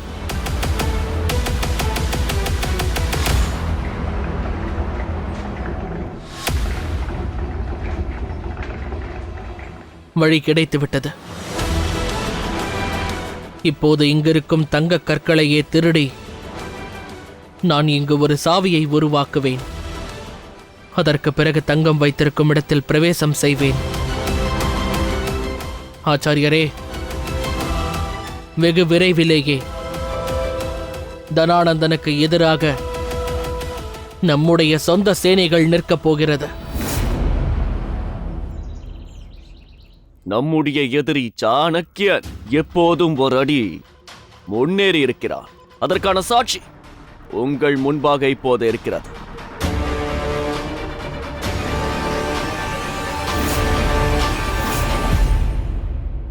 என்னுடைய தனத்தை அவனிடமிருந்து பாதுகாப்பதற்கு முன்பாக என் ரகசிய தனத்தை திருடுவதில் அவன் வெற்றி பெற்று விட்டான். அந்த சாணக்கியனுக்கு நான் விஷத்தை கொடுத்த போது அவன் அந்த தூமகேதுவுடன் சேர்ந்து தப்பிப்பதற்கான விஷயத்தில் வெற்றி கொண்டு ஏமாற்றி விட்டான். அத்துடன் அவனுக்கு செய்தியை அனுப்பும் அந்த பறவையை பின்தொடர்ந்த போது அந்த சாணக்கியனே அந்த பறவையை கொன்று விட்டான். இதில் தெளிவாக ஒரு விஷயம் நிரூபணமாகிறது. நாம் சாணக்கியனை வெற்றி கொள்ள வேண்டும் என்றால் அவனை விட ஒருபடி முன்னேறி அவ்வாறானே ஒரு திட்டத்தை நாம் இப்போது தீட்டியாக வேண்டும். அவ்வாறே நடக்கப் போகிறது மகாராஜா.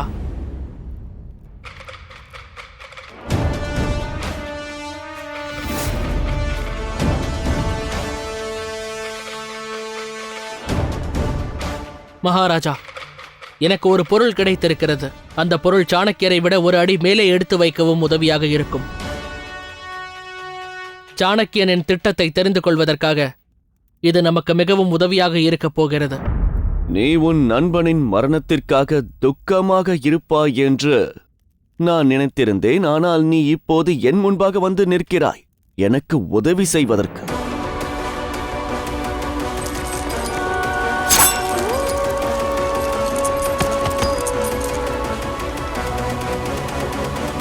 அடிமைகளுக்கு துக்கத்தை கொண்டாட நேரம் கிடையாது மகாராஜா.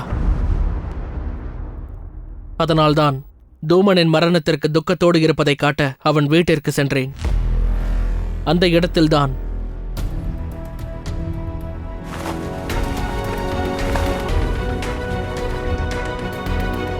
இந்த பொருள் எனக்கு கிடைத்தது.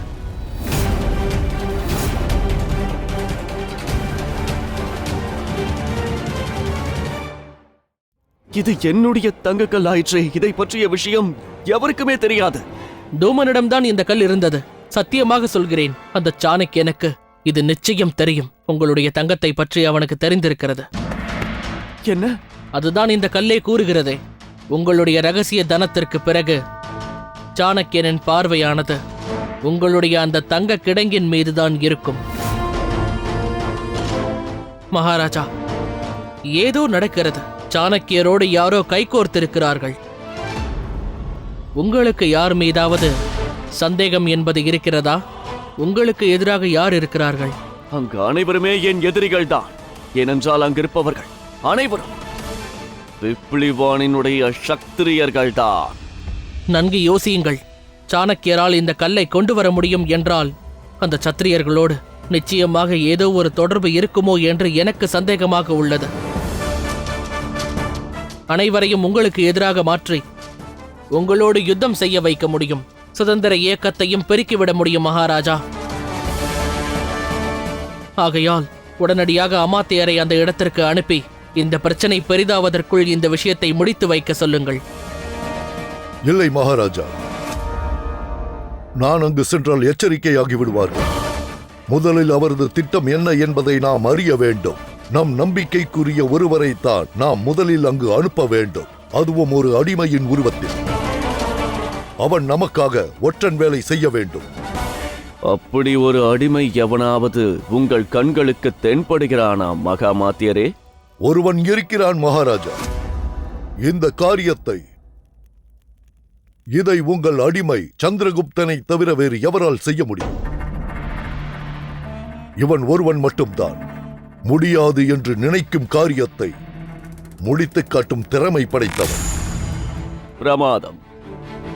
சந்திரகுப்தனை அந்த தங்கச் சுரங்கத்திற்கு நீங்களே அழைத்துச் செல்லுங்கள் மகாமாத்தியரே. ஆகட்டும் மகாராஜா.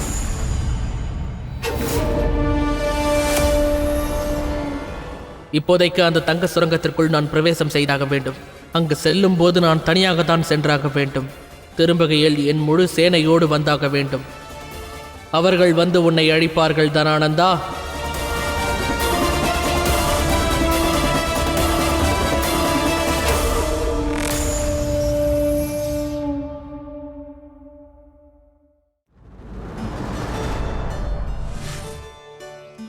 ஒரு மனிதன் உயிரோடு இருக்க எந்த பொருள் நிச்சயமாக தேவைப்படுகிறது? உணவா, தண்ணீரா, அல்லது அவன் சுவாசிக்க காற்று தேவையா? இவற்றில் எதுவும் இல்லை. அவன் உயிரோடு இருக்க தேவையானது அவனுக்குள் இருக்கும் நம்பிக்கை. என்னதான் ஒரு மனிதனிடம் எந்த ஒரு வசதியும் இல்லை என்றாலும் ஒளிமயமான எதிர்காலத்தின் நம்பிக்கை இருந்துவிட்டால் அந்த நம்பிக்கையை அவன் அவனுடைய சக்தியாக மாற்றி வருங்காலத்தில் வரக்கூடிய அநேக ஆபத்துக்களை தாண்டி சென்று விடுவான்.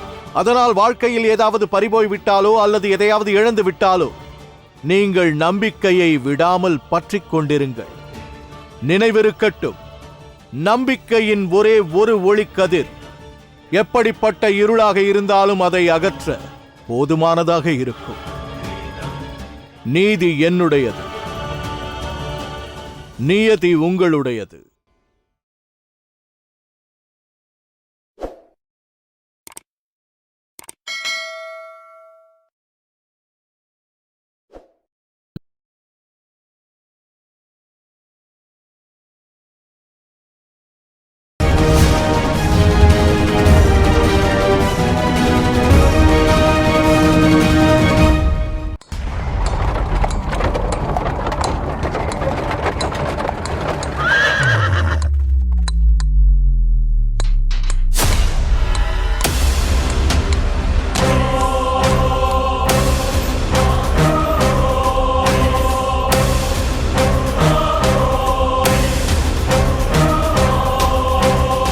இவர்களோடு அடிமையாக இருப்பதில் உனக்கு எந்த ஆட்சேபனையும் இல்லையே.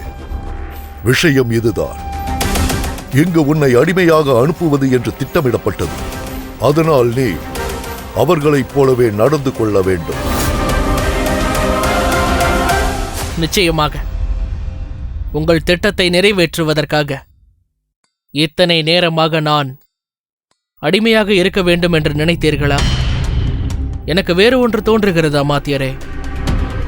உங்களுடைய திட்டம் என்னை இங்கு அடிமையாக காட்டுவதா, அல்லது பதிலுக்கு அந்த அடிமைத்தனத்தை அளிக்கப் போவதா? செல், சீக்கிரம் செல்.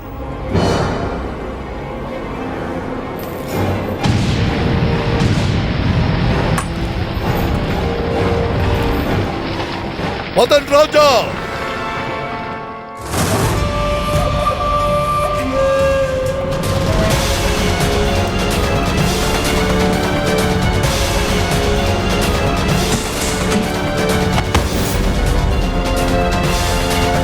கட்டளையிடுங்கள் மகாமாத்தியரே.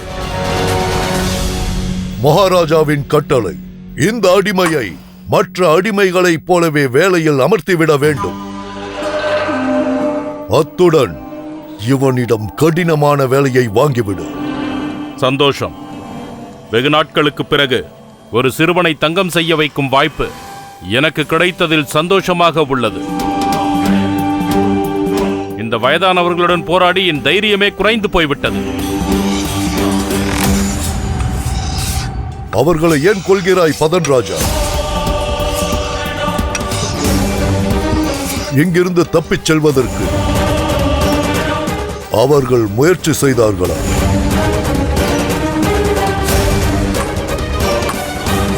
தப்பிக்க முயற்சியா? இந்த நரகத்திலிருந்து இவன் ஆத்மா கூட முக்தி பெறாத அமாத்தியரே. இனி இவன் நான் செய்யும் வேலைகளுக்கு உதவ மாட்டான் என்று தெரிந்துவிட்டது. ஆகையால் தான் இவன் சுமையை எளிதாகிக் கொண்டிருக்கிறேன். இவனை கொன்றுவிடுங்கள். வேண்டாம், சற்று பொறுங்கள். இப்போது உங்களுடைய பிரச்சனை என்ன? இவர்கள் அனைவரும் வேலைக்கு உதவ மாட்டார்கள். இவர்களுடைய வேலையை யார் செய்வது என்பதுதானே? நான் அந்த வேலையெல்லாம் செய்து முடிக்கிறேன்.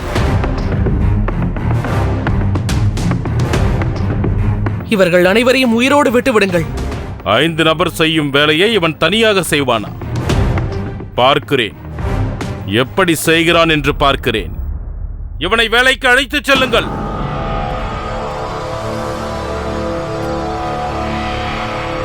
என் ஆசை இதுதான்.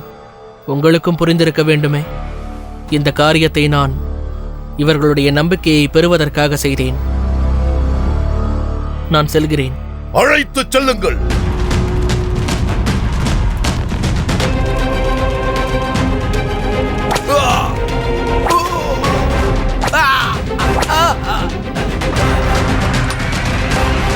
நினைவிருக்கட்டும் பதன் ராஜா, எந்த அடிமை இங்கிருந்து உயிருடன் வெளியே வரக்கூடாது. இவன் ஏதோ ஒரு விசேஷ உத்தேசத்துடன் மகாராஜாவின் கட்டளையால் தான் இங்கு வந்திருக்கிறான் என்பது எனக்கு தெரியும்.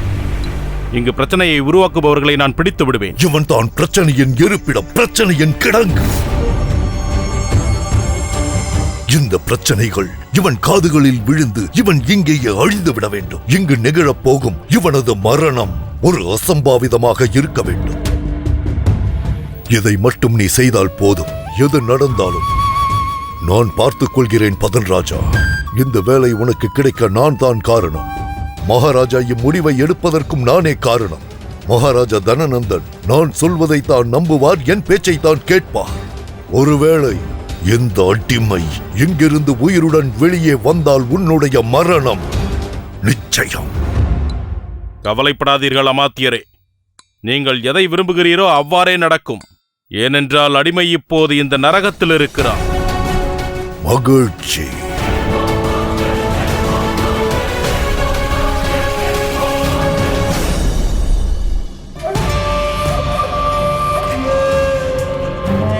இந்த சிறுவன் உங்களுக்கு பதிலாக உழைப்பதாக கூறியிருக்கிறான். நீ செல்லலாம். இங்கு ஏதாவது ஒரு மூலையில் உட்கார்ந்து கொண்டு உன்னுடைய மீதி நாட்களை கழித்துவிடு. உன் விதி சற்று நன்றாக இருந்ததால் உனக்கு மரணம் தாமதமாக வரப்போகிறது.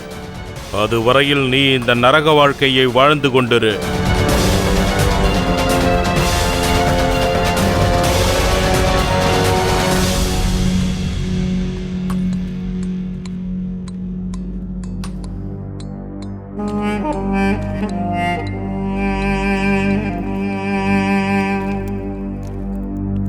நீ என்ன நினைத்துக் கொண்டாய்? எங்கள் உயிரை நீ காப்பாற்றி எங்களுக்கு உதவி செய்ய நினைத்தாயா? இல்லை, இதனால் எங்களுக்கு எந்த உதவியும் கிடைக்காது. நீ எங்களது ஆயுளை நீட்டித்து எங்களது கஷ்டங்களை அதிகமாக்கிவிட்டாய். ஒரு காலத்தில் இங்கு சத்திரியர்கள் அனைவரும் தங்களின் தோள்களின் பலத்தினால் பெருமைப்பட்டிருந்தோம். எங்களுக்கு இவ்வளவு பலம் இருக்கிறது என்று நினைத்திருந்தோம். ஆனால் அது எல்லாம் வீணாகிவிட்டது. என்னை நீ மிகவும் தாழ்த்தி விட்டாய். உனக்கு என்றுமே நான் ஆசிகளை வழங்க மாட்டேன். நிச்சயமாக உனக்கு நான் ஆசிகள் வழங்க மாட்டேன். வேண்டாம் வேண்டாம், எப்பொழுதும் என்னுடன் நீ பேசாதே பேசாதே. அப்படியென்றால் இவர்கள் எல்லாம் பிப்ளிவானின் சத்திரியர்கள் என்பது எனக்கு தெரியும். இவர்கள் லட்சியம் சிறப்பு வாய்ந்தது. இவர்கள் தோள்களின் சக்தியைக் கண்டு எதிரிகள் தொலைவில் வரும்போதே மரணத்தின் உணர்ச்சியை பெறுவார்கள். இவர்கள் பலமும் வீரமும் தான் பிப்ளிவானின் யுத்தத்தில் வென்றிருக்கிறது. சக்தி மற்றும் ஒருமைப்பாட்டின் சுவாமிதான் குஷத்வஜன். ஏ அடிமையே, நீ வேலை செய்யும் நேரம் வந்துவிட்டது. சீக்கிரம் வா.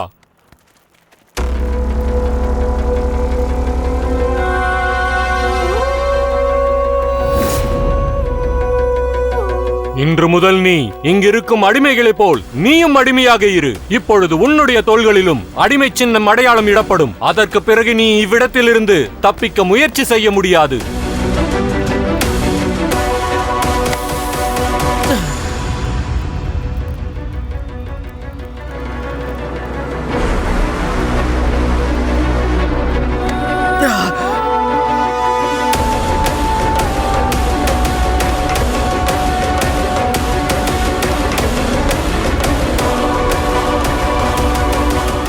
உங்களுக்கு மிகவும் நன்றி.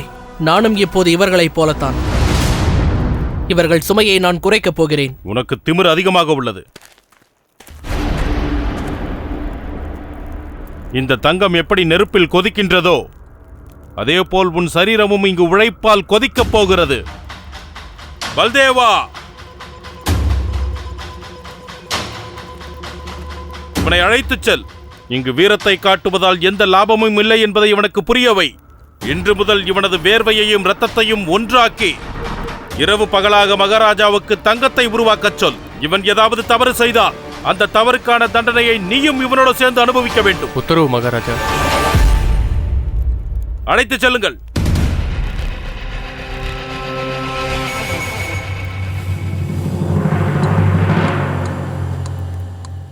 என்னிடம் நீ எவ்வளவு திமிரை காட்டினாலும் இன்று இரவுதான் உன்னுடைய கடைசி இரவாக இருக்கப் போகிறது அடிமையே.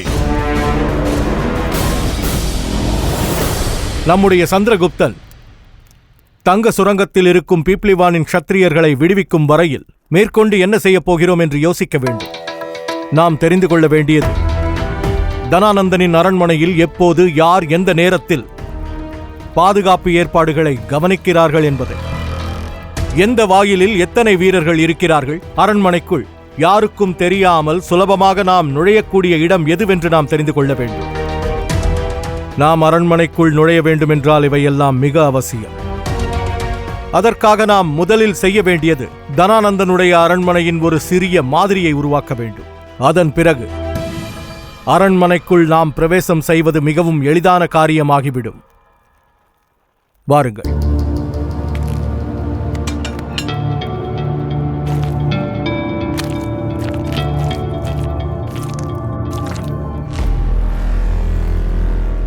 ஆனால் ஆச்சாரியரே, சந்திரகுப்தன் அந்த சுரங்கத்தில் இருக்கும் அனைத்து சத்திரியர்களையும் சந்தித்தாலும் அவர்கள் அனைவரும் உடனே நம்முடைய சந்திரனை நம்பிவிடுவார்கள் என்று எப்படி கூறுவது? அவர்கள் நம்முடைய ஏக்கத்தில் சேனையாக இருக்க தயாராக இருப்பார்களா? இந்த காரியம் உண்மையிலேயே மிகவும் கடினமானது. பீப்ளிவானின் அந்த க்ஷத்திரியர்களை அந்த இடத்தை விட்டு வெளியில் கொண்டு வருவதை விட அவர்கள் மனதில் நம்பிக்கையை உருவாக்குவது கடினம். இத்தனை வருட வேதனைகள் அவர்களுடைய மனோபலத்தை பலவீனமாக்கியிருக்கும். அடிமைகளாக இருந்ததனால் அவர்களது வீரம் முழுமையாக அழிந்திருக்கும். இழந்த அவர்களின் மனோபலத்தை திரும்ப பெறச் செய்வதுதான் சந்திரகுப்தனுக்கு இருப்பதிலேயே மிக கடினமான சவால்.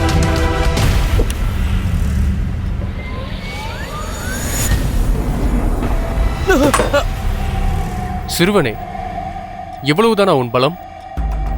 ஒரு சாதாரண சுத்தியலை கூட உன்னால் தூக்க முடியவில்லை. இப்படி இருக்கையில் 5 நபர்கள் வேலையை நீ ஒருவன் செய்ய முடியும் என்ற நம்பிக்கை வேற உன் மனதில் இருக்கிறதா? சரி, நீ என்னோடு வா. இந்த நரகத்தை பற்றி உனக்கு விளக்கி கூறுகிறேன். அதை பார்த்ததும் உன் மனபலம் உடைந்துவிடப் போகிறது. வா.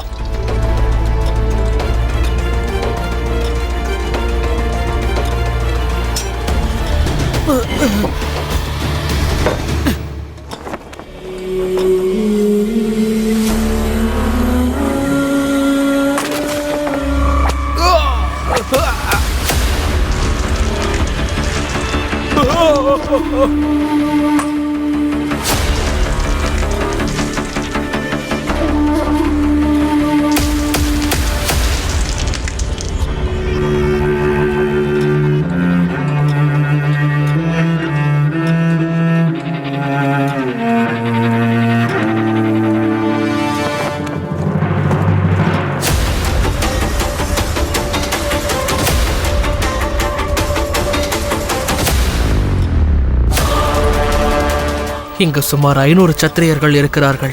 ஆனால் காவலர்கள் 50 பேர் மட்டும்தான். அப்படியிருந்தும் இவர்கள் தன்னை விடுவிக்க முயற்சி செய்யவில்லை. வருடக்கணக்கில் இங்கு இருப்பதால் இவர்கள் மனதில் இருக்கும் பலமானது உடைந்து விட்டது என்பதுதான் உண்மை. இவர்களை விடுவிக்க ஒரே ஒரு வழிதான் உள்ளது. இழந்துவிட்ட இவர்களுடைய பலத்தையும் வீரத்தையும் இவர்களுக்கு உணர்த்தியாக வேண்டும். எப்படி இருந்தார்கள் என்பதை நினைவுபடுத்தியாக வேண்டும்.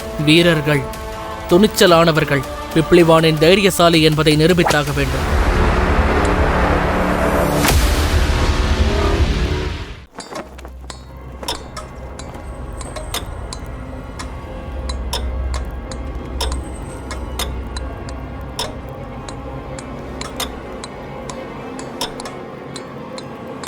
என்னவாயிற்று?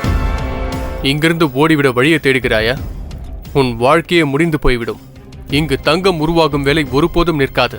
ஆனால் இந்த இடத்தை விட்டு ஒருவரும் உயிருடன் திரும்பி செல்வது ஒருபோதும் நடக்காது. எவ்வளவு சீக்கிரமாக உன் மனதில் இருந்த அந்த எண்ணத்தை விளக்குகிறாயோ அதுதான் உன் வாழ்க்கைக்கு நல்லது. ஏனென்றால் இங்கிருந்து விடுதலை என்பது இந்த பல்தேவனுக்கே முடியாத ஒன்று. முடியாதா? இந்த வார்த்தையை பல்தேவன் கூறி நான் கேட்டதே கிடையாது. ஏனென்றால் எப்போதும் அவனுக்கு முடியாததை முடித்துக் காட்டும் வைராக்கியம் இருந்தது. பீப்ளிவானின் பலம், தோல்வியற்றவன்தான் அந்த பல்தேவன். நம் சேனையின் பெருமையே அவன்தான். அவனுடைய சிறப்பு என்னவென்றால் அவன் எதிரிகளை தன் பலத்தால் அல்ல, தன் இச்சை சக்திகளால் தோற்கடித்துக் கொண்டிருந்தான். அவன் சுபாவத்தில் தோல்வியை ஒப்புக்கொள்வதே கிடையாது. அவனுடைய இந்த நம்பிக்கைதான் அவனுடைய வெற்றிக்கு காரணமாக இருந்தது.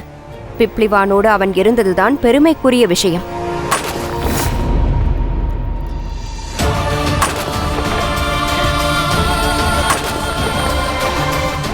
எவன் ஒருவன் தோல்வியின் நம்பிக்கை என்பதை இல்லாமல் இருந்தானோ அவன் நம்பிக்கையோடும் ஆசைகளோடும் எவ்வாறு எதிரிகளை தோற்கடித்துக் கொண்டிருந்தானோ இன்று தன் அத்தனை ஆசைகளையும் தொலைத்து விட்டானா? இந்த இடத்திற்கு வந்து எனது இறுதி முக்திக்கான வழியையும் பறித்து விட்டாய். இதோ பாருங்கள், நான் போதும்.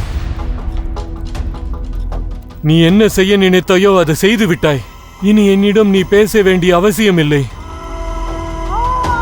ஏனென்றால் உன்னை போல் அடிமைக்கு என்னை போல் வீரனின் மனநிலையை புரிந்து கொள்ள முடியாது. நிச்சயம் முடியாது. நான் ஒரு காலத்தில் சூர வீரன். ஆனால் நான் இப்பொழுது மரணத்திற்காக காத்து கொண்டிருக்கிறேன். இனி ரணபூமியில் வீர மரணம் கிடைக்காது. இதை பற்றி உனக்கு தெரிந்திருக்க வாய்ப்பே இல்லை. உன்னிடம் இதை பற்றி கூற வேண்டிய அவசியமும் இல்லை.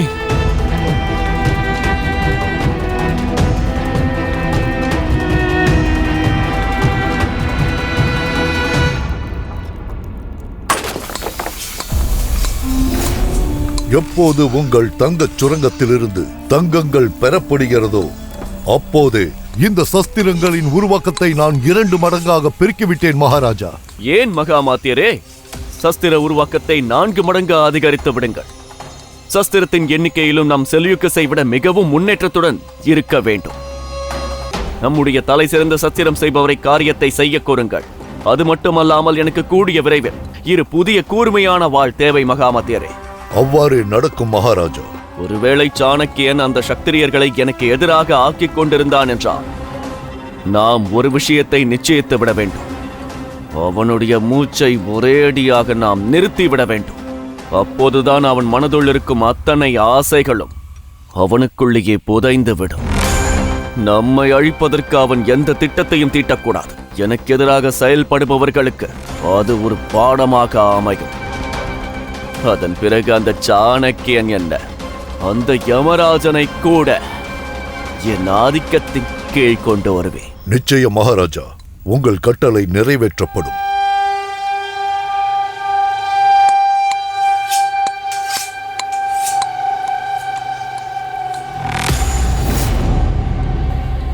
எவ்வளவு அற்புதமான சஸ்திரமாக இருக்கிறது. ஆம் மகாராஜா.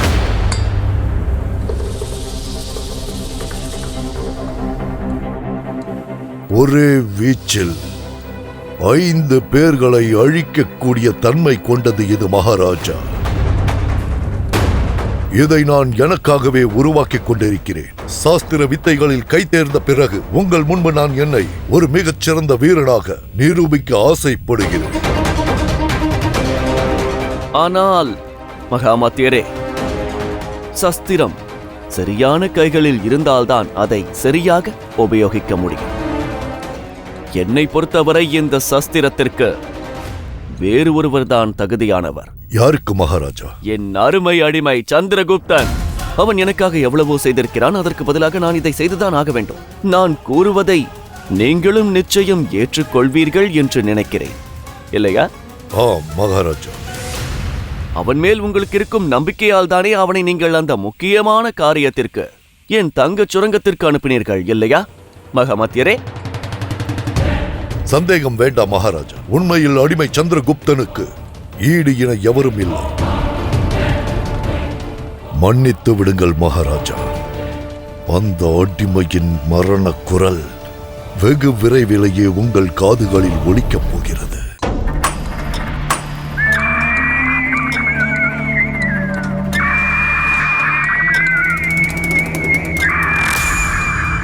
காலப்பறவையா? இந்த காலப்பறவை வந்தால் ஏதோ ஒரு அசம்பாவிதம். எப்போதெல்லாம் இந்த பறவை இங்கு அமர்ந்து கொள்கிறதோ அப்போதெல்லாம் இங்கு எவராது ஒருவர் இறந்து விடுவார். இன்று மீண்டும் எவரோ இறக்கப் போகிறார்கள். வாருங்கள் பார்க்கலாம். உங்களுக்குள் யாருக்கு அந்த அதிர்ஷ்டம் நடக்கப் போகிறது என்று பார்க்கலாம்.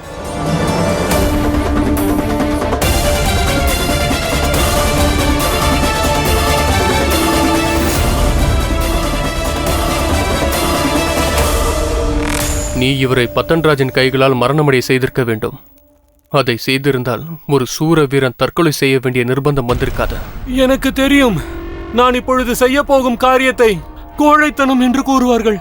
ஆனால் நான் இன்று இந்த அக்னி குண்டத்தில் குதித்து என்னை மட்டுமல்ல 12 வருடங்களாக நாம் அனுபவித்துக் கொண்டிருக்கும் நம் அவமானத்தையும் கையாலாகாதனத்தையும் முழுமையாக அழித்துவிட வேண்டும் என்று ஆசைப்படுகிறேன்.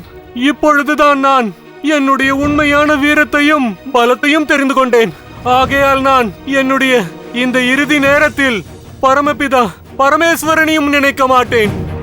நான் நினைப்பது பீப்ளிவானின் மகாராஜா சந்திரவர்தனின் நினைவுகளை மட்டும்தான். அவரது வீரத்தையும் பராக்கிரமத்தையும் இறக்க போகும் இந்த சமயத்தில் என்னோடு எடுத்துச் செல்ல வேண்டும் என்று ஆசைப்படுகிறேன். தயவு செய்து இதை செய்யாதீர்கள். நீங்கள் உங்கள் ஆசையை விட்டு செல்ல முடியாது. ஆசைகளா? என்று இந்த நரகத்தினுள் நான் சிறைப்படுத்தப்பட்டேனோ அன்றே எனது ஆசைகள் அனைத்தும் முடிந்து போய்விட்டன. மகாராஜா சந்திரவர்தரே, என்னை மன்னித்து விடுங்கள். எனது முக்திக்காக நான் இந்த வழியை தேர்ந்தெடுத்திருக்கிறேன். எனக்கு என்று எந்த ஆசையும் இல்லை. முக்தி அடைவது மட்டுமே எனது ஆசை. போதும், இனியும் முடியாது. பிப்ளிவானின் சத்திரியர்களின் இருளை நான் ஒழிக்கப் போகிறேன். நான் தான் அவர்கள் அரசகுமாரன். இவர்கள் கூடவே இருக்கப் போகிறேன். நிச்சயம் இவர்களை காப்பாற்றியே தீருவேன். எனக்கு தெரியும் என்று அந்த தனானந்தன் எங்களது மகாராஜாவை கருணையின்றி கொலை செய்தானோ அன்றே அவன் நிச்சயம் எங்களது அரசகுமாரனையும் கொன்றிருப்பான். வேண்டாம்.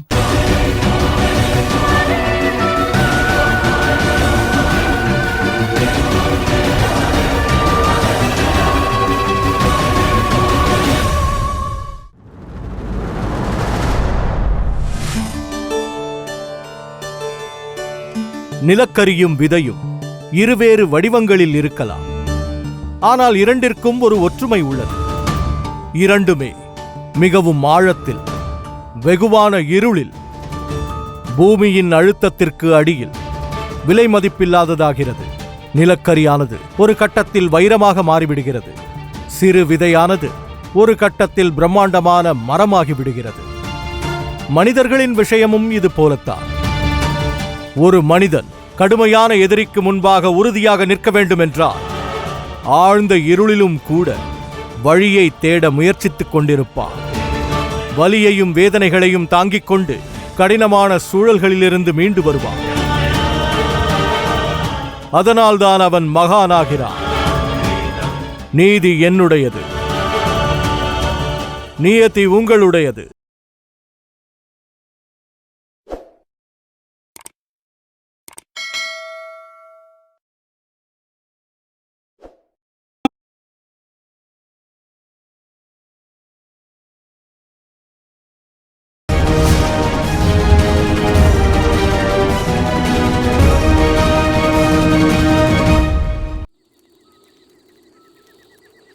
எனக்கு தெரியும், எங்கள் மகாராஜா சந்திரவர்தனை அந்த தனானந்தன் கருணையின்றி கொலை செய்து விட்டான். அதேபோல் இளவரசரையும் கொலை செய்திருப்பான் என்று எனக்கு நன்றாக தெரியும். இல்லை,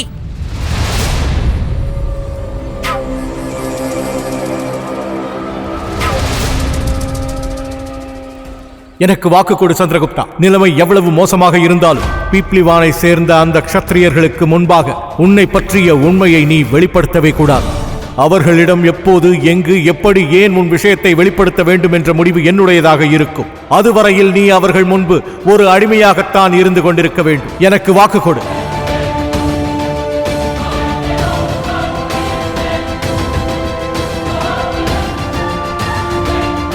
நான் வாக்களிக்கிறேன் ஆச்சாரியரே.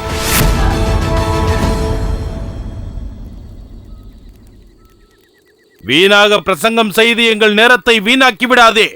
சீக்கிரம் குதித்து விடு. உன்னை காப்பாற்றுவதற்கு இறந்து போன உன்னுடைய பீப்பிலிவான் மகாராஜாவோ அல்லது அந்த நாட்டின் இளவரசனோ இந்த இடத்திற்கு வந்து உன்னை காப்பாற்றப் போவது இல்லை. இப்பொழுது நீ சிரிக்கிறாயா? விரைவில் நீ அழப்போகிறாய். ஆனால் ஒன்றை மட்டும் நினைவில் வைத்துக்கொள், பீப்ளிவானின் மண்ணில் இருந்து ஒரு நாள் ஒரு பெரும் புயல் உருவாகப் போகிறது. அதில் நீயும் உன்னோடு அந்த துஷ்டன் தனானந்தனும் அழிந்து சாம்பலாக போகிறீர்கள். வரப்போகும் உனது அழிவை நீ எதிர்நோக்கியே இரு. எங்களுடைய பீப்ளிவானின் மகாராஜா சந்திரவர்தன் வாழ்க! வேண்டாம்.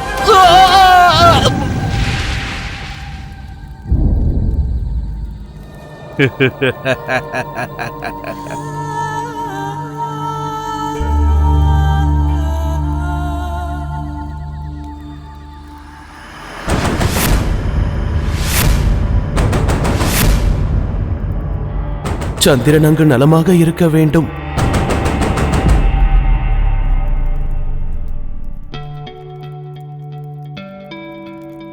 ஸ்தூல்பத்ரா, அரண்மனைக்குள் பிரவேசம் செய்ய உன் திட்டம் என்ன? ஆச்சாரியாரே, நாம் இந்த இடத்தில் ஒரு சுரங்கத்தை அமைத்து அரண்மனையின் இந்த பக்கம் பிரவேசம் செய்து ஆக்கிரமிப்பை நடத்த ஆரம்பிக்கலாம். இந்த திசையிலா? இங்கு சுரங்கம் தோண்டுவாயா? நன்றாக யோசித்து விட்டாயா? ஆம் ஆச்சாரியாரே. ஸ்தூல்பத்ரா, அரண்மனையின் இந்த பக்கம் ஒரு நதி ஓடுகிறது. அந்த நதியில் எப்படி சுரங்கத்தை தோண்ட முடியும்? உன்னுடைய கவனம் எங்கே இருக்கிறது?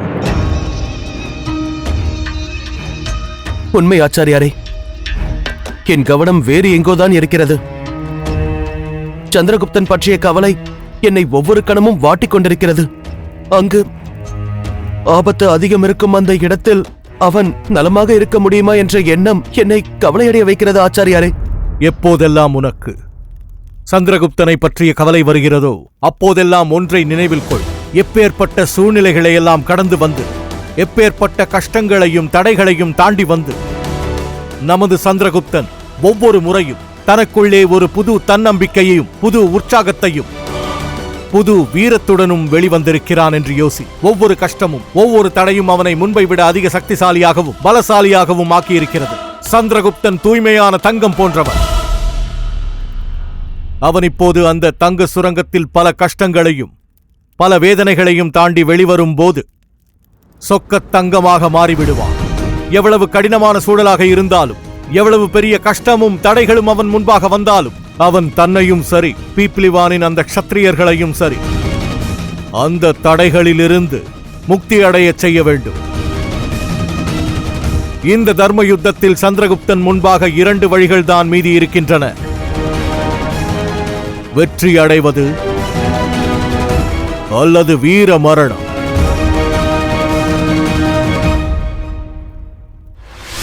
அவன் இறந்து போய்விட்டான். அந்த அடிமை அதை பார்த்து குழப்பமடைந்து விட்டான்.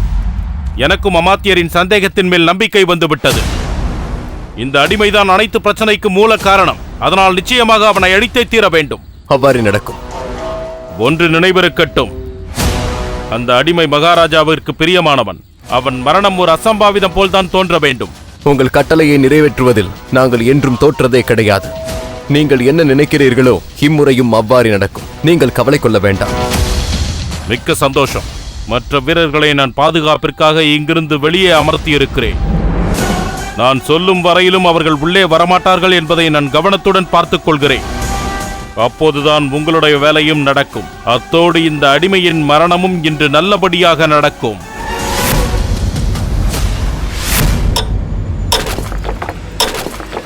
மகாராஜா சந்திரவர்தன் வாழ்க!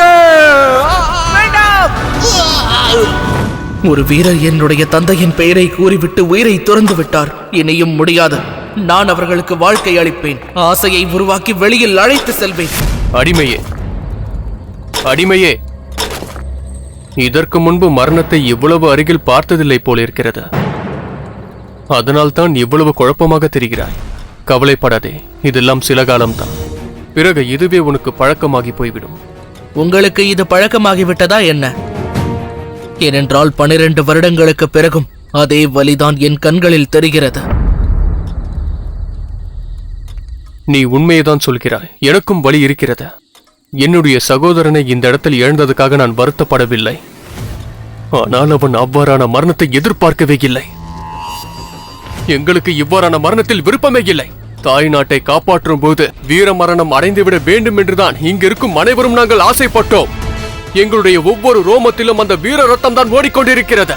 மரணத்தின் பயமும் கிடையாது, வாழ்வின் மீது ஆசையும் கிடையாது. வெற்றி அல்லது வீர மரணம், இதுதான் பிப்ளிவானின் நீதி. இதுதான் பிப்ளிவானின் நீதி. மரணத்தின் பயமும் கிடையாது, வாழ்வின் மேல் ஆசையும் கிடையாது. வெற்றி அல்லது வீர மரணம், இதுதான் பிப்ளிவானின் நீதியா?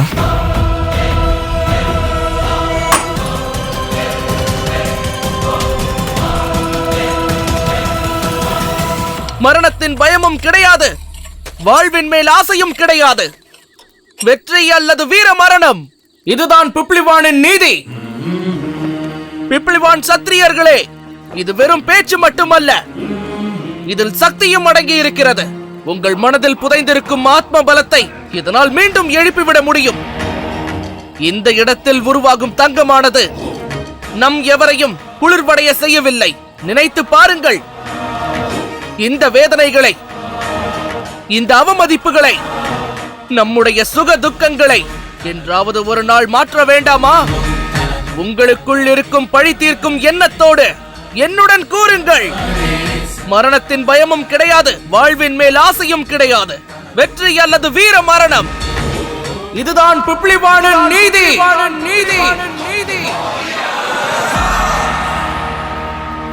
உங்கள் அனைவரையும் நான் இங்கிருந்து விடுவித்து விடுகிறேன். அதோடு உங்களுக்கு உங்கள் ஆசை என்னவென்று காட்டுகிறேன். இது நான் உங்கள் அனைவருக்கும் அளிக்கும் வாக்காகும்.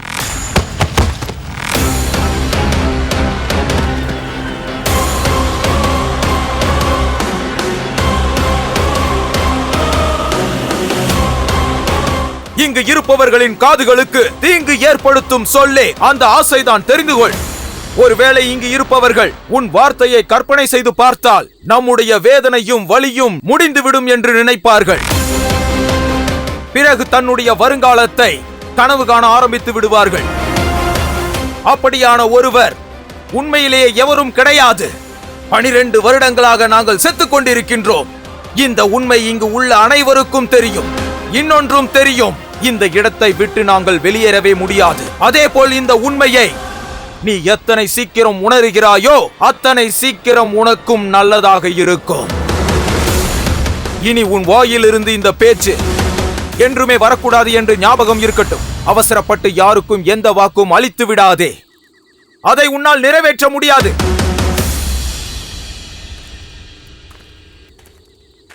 அக்னிமுகம் பிப்ளிவானின் மிகச்சிறந்த வாழ் வீரர் அவர் வாழ்வீச்சு எப்படி என்றால் அக்னியைப் போல் ஆபத்து கொண்டது, தீப்பந்தத்தை விட வேகமானது. அவர் கோபம் எவ்வளவு தீவிரமோ அதுபோல் அவர் வாழ்வீச்சும் அதனுடைய பாதிப்பும் அத்தனை தீவிரமாக இருக்கும்.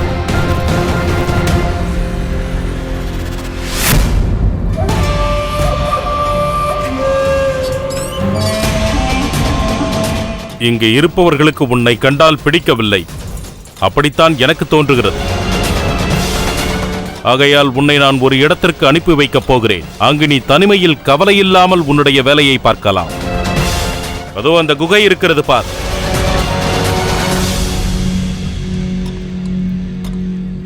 ஆனால் அங்கு முழு இருளாக இருக்குமே, நான் எப்படி வேலை செய்ய முடியும்? அக்னிமுகா, இவனுக்கு சற்று அக்னியை எடுத்துக் கொடு. அப்போதுதான் நீ வேலை செய்ய முடியும், தங்கத்தையும் ஒழுங்காக எடுக்க முடியும்.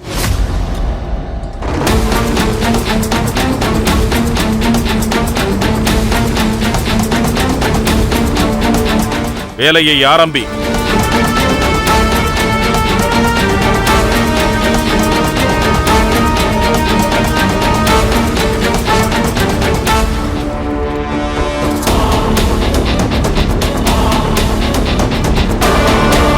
பதன் ராஜா, அவன் சிறு பாலகன், அவனை விட்டுவிடுங்கள்.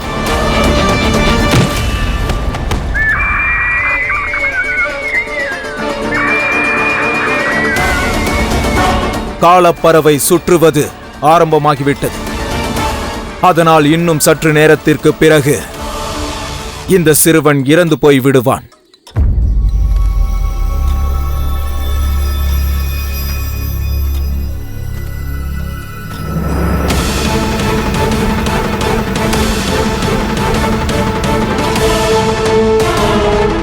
இந்த குகைக்குள் என்னை அனுப்புவதற்கு பின்னால் பதன் ராஜாவின் திட்டம் ஏதோ இருக்கிறது. நான் எச்சரிக்கையோடு இருக்க வேண்டும்.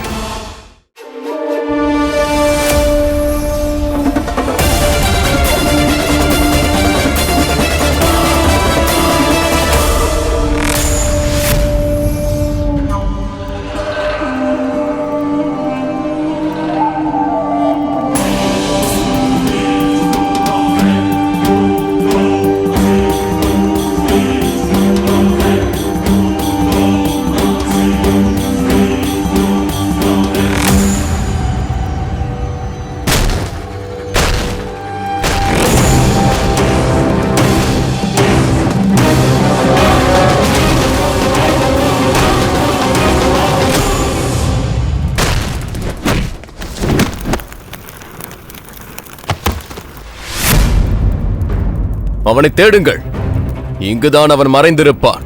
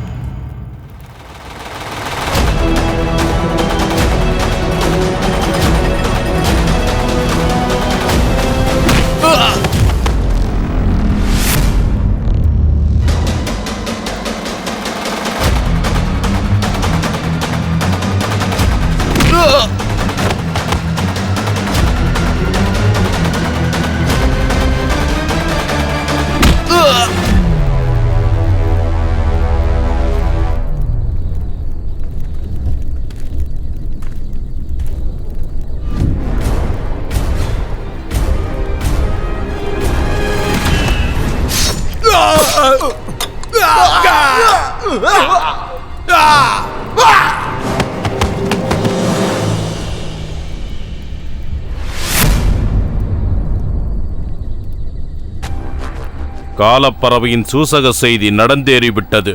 உடனடியாக நான் மகாராஜாவின் பிரியமான அடிமை இறந்துவிட்டான் என்று தெரிவிக்க வேண்டும்.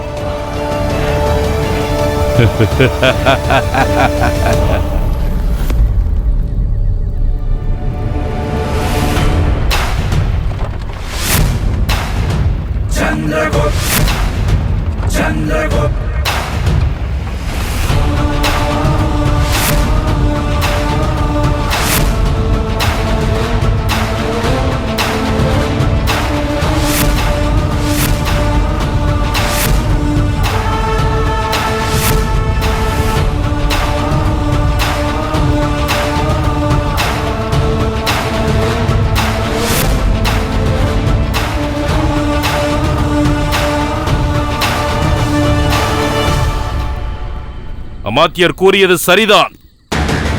எல்லா பிரச்சனைக்கும் நீதான் காரணம். இவர்கள் மரணத்திற்கு நான் காரணம் அல்ல. காரணமின்றி இவர்கள் தான் ஆக்கிரமிப்பு செய்தார்கள். என்னை காப்பாற்றிக் கொள்ள நானும் ஆயுதத்தை எடுத்தேன். நீ செய்த செயலுக்கு இப்போது நான் உனக்கு தண்டனை அளிக்கப் போகிறேன். இவர்களை கொல்லும் எண்ணமும் எனக்கு இல்லை. உங்களை தாக்கும் எண்ணமும் இல்லை. நீ எதுவும் பேச வேண்டாம்.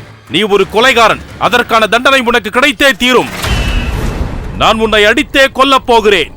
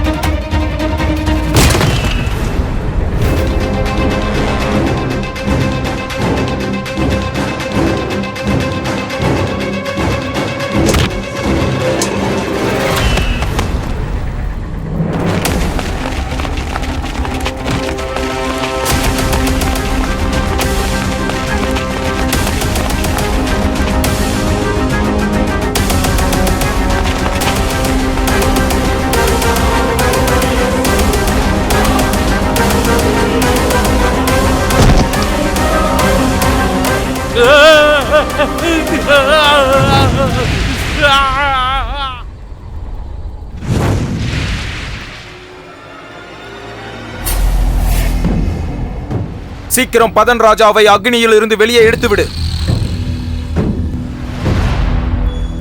நீ என்ன காரியம் செய்தாய் சிறுவனே?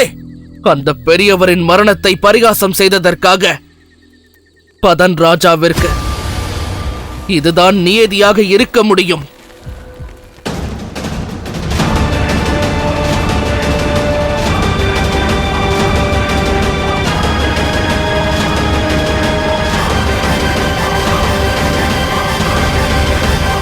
நீ அனர்த்தம் செய்து விட்டாய்.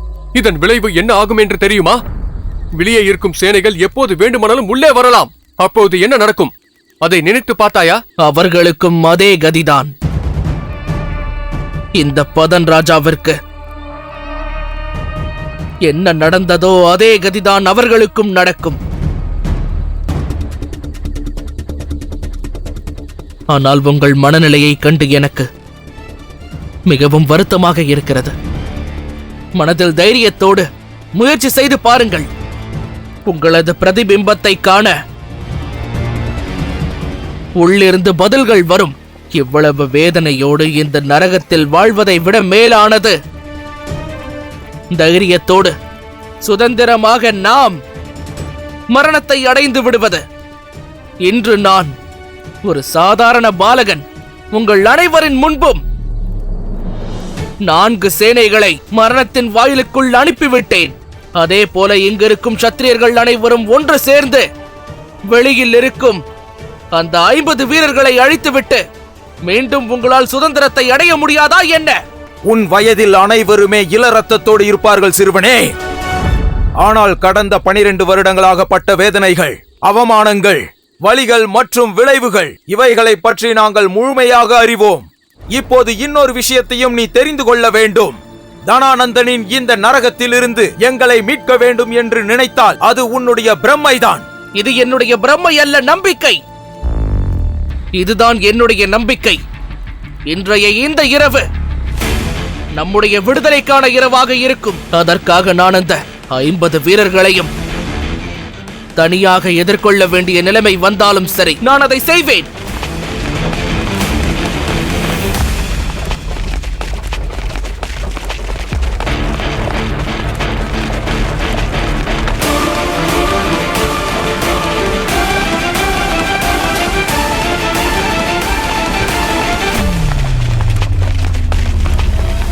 மகாராஜா தனானந்தன் வந்து கொண்டிருக்கிறார். தன் முழு சேனையுடன் இங்கு வருகிறார்.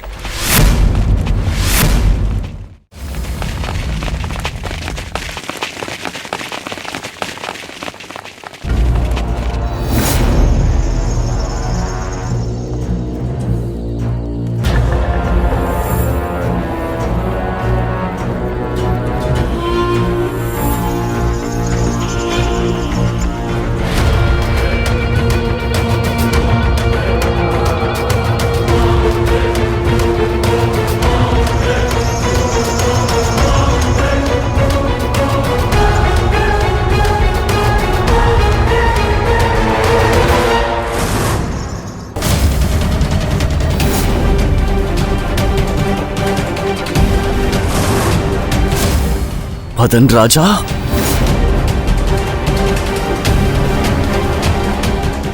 இங்கு என்ன நடக்கிறது அடிமையே?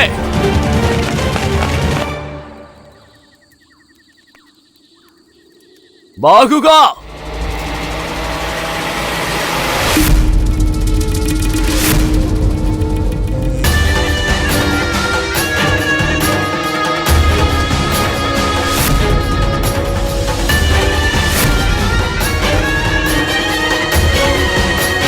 மகாராஜா, நிலைமை எதிராளிக்கு சாதகமாக தெரிகிறது. இந்த அடிமைதான் நம் காவலர்களை கொன்றிருப்பான் என்று தோன்றுகிறது. இவனுக்கு தாங்கள் வருவதை பற்றிய செய்தி எதுவும் தெரியாது. அதனால் இவர்களை கொன்றுவிட்டு இங்கிருந்து எளிதாக தப்பிவிடலாம் என்று எண்ணி இருக்கிறான்.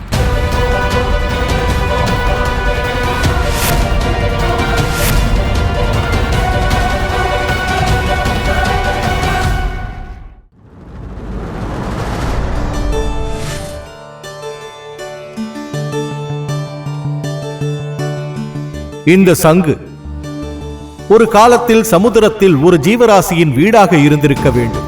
பிறகு நேரம் வந்தபோது அந்த ஜீவராசியானது இந்த வீட்டை துறந்து விட்டது. ஏனென்றால் அதன் தேவை அதிகமாகியது. மனிதனின் வாழ்க்கையும் இவ்வாறாகத்தான் இருக்கிறது. ஆரம்பத்தில் எந்த சூழ்நிலை நமது பாதுகாப்பு கவசமாக இருந்ததோ, நேரம் வரும்போது நாம் அதை விட்டுவிட வேண்டி வந்தது. முன்னேறுவதற்காக பின்னால் இருக்கும் விஷயங்களை கைவிட வேண்டி வரலாம். நம் அடையாளத்தை பெருக்க வேண்டுமென்றால் நம்முடைய பாதுகாப்பான சூழலை விட்டுவிட்டு கடினங்களையும் சவால்களையும் எதிர்கொள்ள வேண்டும். அப்போதுதான் வளர்ச்சியானது சாத்தியமாகும். நீதி என்னுடையது, நியதி உங்களுடையது.